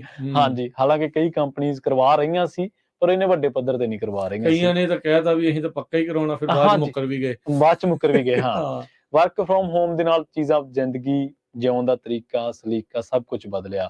ਲੋਕਾਂ ਨੂੰ ਇੱਕ ਆਪਣੀ ਖੁੱਲੀ ਥਾਂ ਹੋਣ ਦੀ ਅਹਿਸਾਸ ਦਵਾਇਆ ਵੀ ਹਾਂ ਵੀ ਅਸੀਂ ਤੇ ਜੇ ਹੁਣ ਮੰਨ ਲਓ ਆਉਣ ਵਾਲੇ ਸਮੇਂ 'ਚ ਕਿਤੇ ਬੱਝ ਬੁੱਝ ਗਏ ਤੇ ਭਾਈ ਇੱਥੇ ਤੇ ਸਾਹ ਲੈਣਾ ਵੀ ਔਖਾ। ਹਾਂਜੀ, ਅੰਦਰ ਤਾਂ ਜੇਲਾਂ ਵਾਂਗੂ ਜਿਹੜਾ ਉਹ ਸਾਨੂੰ ਕੱਟਣੀਆਂ ਪੈ ਰਹੀਆਂ। ਫਿਰ ਜਿਵੇਂ ਤੁਸੀਂ ਇਹ ਕਿਹਾ ਕਿ ਬਈ ਕੰਪਨੀਆਂ ਆਪਣੀ ਗ੍ਰੀਨ ਲਾਈਨ ਉਹਨਾਂ ਨੇ ਵੇਖਣੀ ਆ, ਉਹਨਾਂ ਨੂੰ ਇਹ ਲੱਗਿਆ ਕਿ ਯਾਰ ਕੰਮ ਤਾਂ ਜੇ ਚੱਲ ਹੀ ਰਿਹਾ ਤੇ ਫਿਰ ਅਸੀਂ ਦਫ਼ਤਰਾਂ ਦੇ ਖਰਚੇ ਕਿਉਂ ਭਰਗੇ, ਕਿਉਂ ਅਸੀਂ ਉੱਥੋਂ ਦੀ ਇਲੈਕਟ੍ਰਿਸਿਟੀ, ਕਿਉਂ ਉੱਥੋਂ ਦਾ ਰੈਂਟ ਦੇਈਏ ਜਦੋਂ ਕੰਮ ਤਾਂ ਚੱਲ ਹੀ ਰਿਹਾ। ਲੋਕ ਵਰਕ ਫਰੋਮ ਹੋਮ ਕਰ ਰਹੇ ਨੇ, ਉਹਨਾਂ ਦੀ ਆਪਦੀ ਇਲੈਕਟ੍ਰਿਸਿਟੀ, ਆਪਦੀ ਪਾਵਰ ਬਾਲਦੇ ਨੇ, ਆਪਦੇ ਘੰਟੇ ਉਹਨਾਂ ਨੇ ਇੱਥੇ ਵੀ ਦੇਣੇ, ਉੱਥੇ ਵੀ ਦੇ ਰਹੇ ਨੇ। ਸੋ ਇਹ ਇੱਕ ਨਵੀਂ ਤਰ੍ਹਾਂ ਦਾ ਮੁਹਾਂਦਰਾ ਦੁਨੀਆ ਦਾ ਤੁਹਾਡੇ ਉਹ ਹੋਇਆ। ਫਿਰ ਉਸੇ ਦੌਰਾਨ millions of billions of dollar ਮਿਲੇ। ਹਾਂਜੀ ਲੋਕਾਂ ਤੋਂ ਲੈ ਕੇ ਕੰਪਨੀਆਂ ਤੱਕ ਨੂੰ। ਹਾਂਜੀ ਹਾਂਜੀ ਤੇ ਉਹਨਾਂ ਨੇ ਇਨਵੈਸਟਮੈਂਟਾਂ ਕੀਤੀਆਂ, ਕਈਆਂ ਨੇ ਰੀਅਲ estate ਖਰੀਦੀ, ਕਿਸੇ ਨੇ ਕੁਛ ਕੀਤਾ। ਉਹ ਕਹਿੰਦੇ ਵੀ ਭਾਈ ਹੁਣ ਵਾਪਸ ਆ ਜਾਓ ਵਾਪਸ ਆ ਵੀ ਉਹ ਸਾਡੀ ਜਾਓ ਇਨਵੈਸਟਮੈਂਟ ਨਾ ਖਰਾਬ ਹੋ ਜੇ। ਹਾਂਜੀ ਵੀ ਏਦਾਂ ਉਹ ਚੀਜ਼ਾਂ ਦੇਖੀਆਂ, ਕਿੰਨੀਆਂ ਕੰਪਨੀਆਂ ਹੋਈਆਂ, ਲੋਕਾਂ ਨੇ ਧਾਂਦਲੀਆਂ ਕੀਤੀਆਂ, ਕਿੰਨਾ ਕੁਛ ਜਿਹੜਾ ਆ ਉਹਦੇ ਵਿੱਚ ਇੱਥੋਂ ਬਾਹਰਲੇ ਬੈਠੇ ਮੁਲਕਾਂ ਦੇ ਵਿੱਚ ਜਿਹੜੇ ਬੈਠੇ ਲੋਕਾਂ ਨੇ ਇੱਥੋਂ ਦੇ ਲੋਕਾਂ ਦੇ ਨਾਂ ਦੇ ਉੱਤੇ ਪੈਸੇ ਅਗਰਾ ਲਏ ਉੱਥੇ, ਹਾਂਜੀ। ਉਧਰਲੇ ਪਰ ਪਾਸੇ ਇੱਕ ਗੱਲ ਜਿਹੜੇ ਉਹ ਤੁਸੀਂ ਕਢਾ ਲਏ। ਇੱਕ ਗੱਲ ਤੁਸੀਂ ਹਮੇਸ਼ਾ ਦੇਖ ਲਿਓ, ਕਿਉਂਕਿ ਕੈਪੀਟਲਿਸਟ ਮੁਲਕ ਆ ਤੇ ਕਦੇ ਵੀ ਇਹ ਚੀਜ਼ ਬਾਹਰ ਨਹੀਂ ਆਉਣੀ। ਪਰ ਜਿੰਨੀ ਵੀ ਇੰਜੈਕਸ਼ਨ ਕੀਤੀ ਗਈ, ਮਨੀ ਇੰਜੈਕਸ਼ਨ ਜੋ ਵੀ ਫਾਈਨੈਂਸ਼ੀਅਲੀ ਕੀਤੀ ਗਈ, ਉਹਦਾ ਲਾਹਾ ਜਿਨ੍ਹਾਂ ਲੋਕਾਂ ਨੇ ਲਿਆ, ਉਹਨਾਂ ਨੇ ਗਾਂ ਅਪਲਾਈ ਬਹੁਤ ਘੱਟ ਲੋਕਾਂ ਤੇ ਕੀਤੀ ਇਹ ਚੀਜ਼। ਹਾਂਜੀ, ਨਹੀਂ ਪਿੱਛੇ ਜੇ ਇੱਕ ਰਿਪੋਰਟ ਇਹਨਾਂ ਨੇ ਪੇਸ਼ ਕੀਤੀ ਸੀਗੀ ਜੀ ਵੀ 800 ਬਿਲੀਅਨ ਜਿਹੜਾ ਲੋਕਾਂ ਨੂੰ ਜਿਹੜੀ ਪੇਜ਼ ਦੇ ਲਈ ਉਹਨਾਂ ਨੇ ਰੱਖਿਆ ਸੀ, PPP ਹਾਂਜੀ ਜਿਹੜੇ ਉਹਨਾਂ ਨੇ ਆਖੇ ਸੀਗੇ, ਕਹਿੰਦੇ ਇਵੈਂਚੁਅਲੀ ਉਹਦੇ ਵਿੱਚੋਂ 70% ਜਿਹੜਾ ਉੱਥੇ ਤੱਕ ਪਹੁੰਚਿਆ ਨਹੀਂ। ਵੀ ਜਿਹੜਾ ਕਹਿੰਦੇ ਸੀ, ਇਹ ਇਹਨਾਂ ਦੀ ਆਪਣੀ ਰਿਪੋਰਟ ਜਿਹੜੀ ਉਹ ਯਾਨੀ ਕਿ 70% ਤਾਂ ਮਤਲਬ 500 ਮਿਲੀਅਨ ਤੱਕ ਤਾਂ ਨਹੀਂ ਪਹੁੰਚਿਆ। ਹਾਂਜੀ, ਉਹ ਕਹਿੰਦੇ ਏਦਾਂ ਉਹਨਾਂ ਨੇ ਇਸ ਹਿਸਾਬ ਦੇ ਨਾਲ ਜਿਹੜਾ ਉਹ ਆਖਿਆ ਆ। ਪਰ ਜਿਹੜੀਆਂ ਕੰਪਨੀਆਂ ਆ, ਉਹ ਹੁਣ ਆਪਾਂ 에ਅਰਲਾਈਨ ਇੰਡਸਟਰੀ ਦੇਖੀ ਇਹਦੇ ਵਿੱਚ ਸਭ ਤੋਂ ਵੱਡੀ ਬਹੁਤ ਮਨੀ ਉਹਨਾਂ ਨੂੰ ਜਿਹੜੀ ਉਹ ਮਿਲੀ। ਕਹਿੰਦੇ ਵੀ ਅਸੀਂ ਚਲੋ ਲੋਕਾਂ ਨੂੰ ਜੌਬ ਤੋਂ ਨਹੀਂ ਕੱਢਦੇ, ਪਰ ਉਹ ਜਿੱਦਾਂ ਹੀ ਮਨੀ ਮਿਲਣ ਲੱਗ ਗਈ, ਉਸ ਤੋਂ ਬਾਅਦ ਉਹਨਾਂ ਨੇ ਕੱਢਣੇ ਵੀ ਸ਼ੁਰੂ ਕਰਤੇ। ਉਹ ਤਾਂ ਉਸ ਚੀਜ਼ ਉਦਾਂ ਦੀ ਉਦਾਂ ਹੀ ਜਿਹੜੀ ਉਹ ਚੱਲਦੀ ਰਹੀ, ਉਹਦੇ ਵਿੱਚ ਕੋਈ ਫਰਕ ਹੀ ਜਿਹੜਾ ਉਹ ਨਾ ਪਿਆ। ਸੋ ਇਹ ਸਾਰੀਆਂ ਚੀਜ਼ਾਂ ਜਿਹੜੀਆਂ ਆ ਉੱਥੇ ਦੇਖਣ ਨੂੰ ਜਿਹੜੀਆਂ ਉਹ ਆਪਾਂ ਨੂੰ ਜਿਹੜੀਆਂ ਪਰ ਦੁਨੀਆ ਦੀ ਰੋਟੀ ਤੇ ਜਿਹੜੀ ਲੱਤ ਵੱਜੀ ਯਾਦ ਹੀ ਰਹੂਗੀ ਕਈ ਲੋਕਾਂ ਦੇ। ਪਰ ਇਹ ਆ ਨਾ ਵੀ ਹੁਣ ਇੱਕ ਚੀਜ਼ ਜਿਹੜੀ ਜ਼ਰੂਰ ਆ, ਹੁਣ ਲੋਕ ਜਿਹੜੇ ਆ ਉਹ ਇਦਾਂ ਦੀਆਂ ਜਿਹੜੀਆਂ ਏਜੰਸੀਆਂ ਦੀ ਜੇ ਆਪਾਂ ਗੱਲ ਕਰੀਏ, ਉਹਨਾਂ ਦੀਆਂ ਕਈਆਂ ਹੋਈਆਂ ਗੱਲਾਂ ਨੂੰ ਜ਼ਿਆਦਾ ਚਿੱਥ ਕੇ ਹਜਮ ਕਰਨ ਦੀ ਕੋਸ਼ਿਸ਼ ਕਰਨਗੇ। ਇਹ ਨਹੀਂ ਆ ਵੀ ਜੋ ਆਇਆ ਤੇ ਨਿਕਲ ਗਏ, ਵੀ ਜਿੱਦਾਂ ਕਿਹਾ ਵੀ ਇਹ 7 ਬਚਨੀ ਆ, ਜੋ ਵੀ ਹੁਣ ਇਹਨਾਂ ਨੇ ਕਹਿਤਾ ਵੀ ਇਹ ਠੀਕ ਹੀ ਆ। ਥੋੜਾ ਜਿਹਾ ਜਿਹੜੀ ਤਿਰਛੀ ਨਜ਼ਰ ਦੇ ਨਾਲ ਦੇਖਣਾ ਜਿਹੜਾ ਉਹ ਬਣਦਾ ਆ। ਅਕਸਰ ਏਜੰਸੀਜ਼ ਜਿਹੜੀਆਂ ਆ ਸਰਕਾਰਾਂ ਦਾ ਪੱਲਾ ਜਿਹੜਾ ਉਹ ਬਚਾਉਂਦੀਆਂ, ਪੱਖ ਉਹਨਾਂ ਦਾ ਜਿਹੜਾ ਉਹ ਪੂਰਦੀਆਂ ਆ, ਤੇ ਉਹਨਾਂ ਦੇ ਉੱਤੋਂ ਲਾਇਬਿਲਿਟੀਜ਼ ਨੂੰ ਝਾੜਦੀਆਂ ਵੀ ਇਹਨਾਂ ਦਾ ਜਿਹੜਾ ਉਹ ਇਹ ਨਾ ਦਿਖਾਇਆ ਜਾਵੇ ਵੀ ਭਾਈ ਇਹਨਾਂ ਦੇ ਕਰਕੇ ਇਹ ਸਾਰਾ ਕੁਛ ਇਸ ਦੇ ਵਿੱਚੋਂ ਜਿਹੜਾ ਉਹ ਲੰਘਣਾ ਪਿਆ। ਉਡੀਕ ਰਹੇਗੀ ਆਉਣ ਵਾਲੇ ਸਮੇਂ ਦੇ ਵਿੱਚ ਵੀ ਇਸ ਨੂੰ ਲੈ ਕੇ ਜਿਹੜੇ ਹੋਰ ਕਿੱਦਾਂ ਦੇ ਤਿੱਖੇ ਜਿਹੜੇ ਸਵਾਲ ਜਵਾਬ ਆ। ਕੈਪੀਟਲ ਹਿੱਲ ਦੇ ਵਿੱਚ ਜਿਹੜੇ ਵਾਸ਼ਿੰਗਟਨ DC 'ਚ ਜੇ ਕਮੇਟੀਆਂ ਬਣਦੀਆਂ ਤਾਂ ਉਹ ਕੀ ਜਿਹੜੇ ਇਹਨਾਂ ਦੇ ਕੋਲੋਂ ਕਰਦੀਆਂ ਵੀ ਕੀ ਕਦੀ ਅਸਲੀਅਤ ਇਸ ਦੀ ਸਾਹਮਣੇ ਆ ਸਕੂਗੀ ਜਾਂ ਨਹੀਂ। ਪਰ ਬਹੁਤ ਸਾਰੇ ਲੋਕਾਂ ਦੇ ਲਈ ਇਹ ਮੋਹਰ ਜਿਹੜੀ ਇਹਨਾਂ ਏਜੰਸੀਆਂ ਦੇ ਉੱਤੇ ਜ਼ਰੂਰ ਲੱਗਦੀ ਆ ਵੀ ਇਹ ਜੋ ਵੀ ਦੱਸਦੀਆਂ ਹਮੇਸ਼ਾ ਸੱਚ ਨਹੀਂ ਦੱਸਦੀ। ਇਹ ਬਿਲਕੁਲ ਕਥਨ ਸੱਚ ਹੈ। ਔਰ ਇਹ ਵੀ ਗੱਲ ਸਹਿਮਤ ਹੈ ਕਿ ਪ੍ਰੋ ਗਵਰਨੈਂਸ ਹਮੇਸ਼ਾ ਜਿਹੜੀ ਮਰਜ਼ੀ ਸਰਕਾਰ ਹੋਵੇ ਉਸ ਟਾਈਮ ਦੇ, ਕਿਉਂਕਿ ਜਿਹੜੇ ਏਜੰਸੀਆਂ ਦਾ ਕੰਮ ਆ ਉਹ ਇਹਨਾਂ ਦੇ ਲਈ ਕੰਮ ਕਰਨਾ ਆ। ਵੀ ਇਹਨਾਂ ਦੇ ਲਈ ਜਿਹੜਾ ਉਹ ਕੰਮ ਕਰਨਾ ਆ, ਚਾਹੇ ਉੱਥੇ ਉਦੋਂ ਡੈਮੋਕ੍ਰੇਟ ਆ ਜਾਣ, ਚਾਹੇ ਉਦੋਂ ਰਿਪਬਲਿਕਨ ਆ ਜਾਣ। ਉਹਨਾਂ ਨੇ ਉਸ ਸਰਕਾਰ ਦਾ ਪੱਖ ਜਿਹੜਾ ਉਹਨਾਂ ਨੇ ਪੂਰਨ ਦੇ ਵਿੱਚ ਕੋਈ ਬਹੁਤੀ ਜਿਹੜੀ ਪਿੱਛੇ ਜਿਹੜਾ ਉਹਨਾਂ ਨੇ ਨਹੀਂ ਰਹਿਣਾ। ਇਹ ਤੇ ਵਿਰੋਧੀ ਧਿਰਾਂ ਨੇ ਹਮੇਸ਼ਾ ਹੀ ਉਸ ਗੱਲ ਨੂੰ ਜਿਹੜੀ ਉਹ ਤੂਲ ਦੇਣੀ ਹੁੰਦੀ ਆ, ਤੇ ਲੋਕਾਂ ਨੂੰ ਇਹ ਜਿਹੜਾ ਉਹ ਸਮਝਣਾ ਇਹ ਹੋਇਆ ਤੇ ਔਖਾ ਪਿਆ ਆ। ਪਰ ਇਹ ਆ ਵੀ ਲੋਕਾਂ ਨੂੰ ਹਰ ਇੱਕ ਤਰ੍ਹਾਂ ਦੀ ਜਿਹੜੀ ਚੀਜ਼ ਸੁਣਨੀ, ਪੜ੍ਹਨੀ, ਦੇਖਣੀ ਚਾਹੀਦੀ ਹੈ, ਤਾਂ ਹੀ ਆਪ ਜਿਹੜੇ ਉਹ ਫੈਸਲੇ ਆ ਉਹ ਲੈ ਜਿਹੜੇ ਹੋ ਸਕਣਗੇ। ਸੋ ਆਪਣਾ ਰਾਜਕਰਨਵੀਰ ਸਿੰਘ ਜੀ ਸਮਾਂ ਸਮਾਪਤੀ ਵੱਲ ਹੈ। ਤੇ ਹੁਣ ਲੈਂਦੇ ਆ ਜੀ ਫਿਰ ਇਜਾਜ਼ਤ।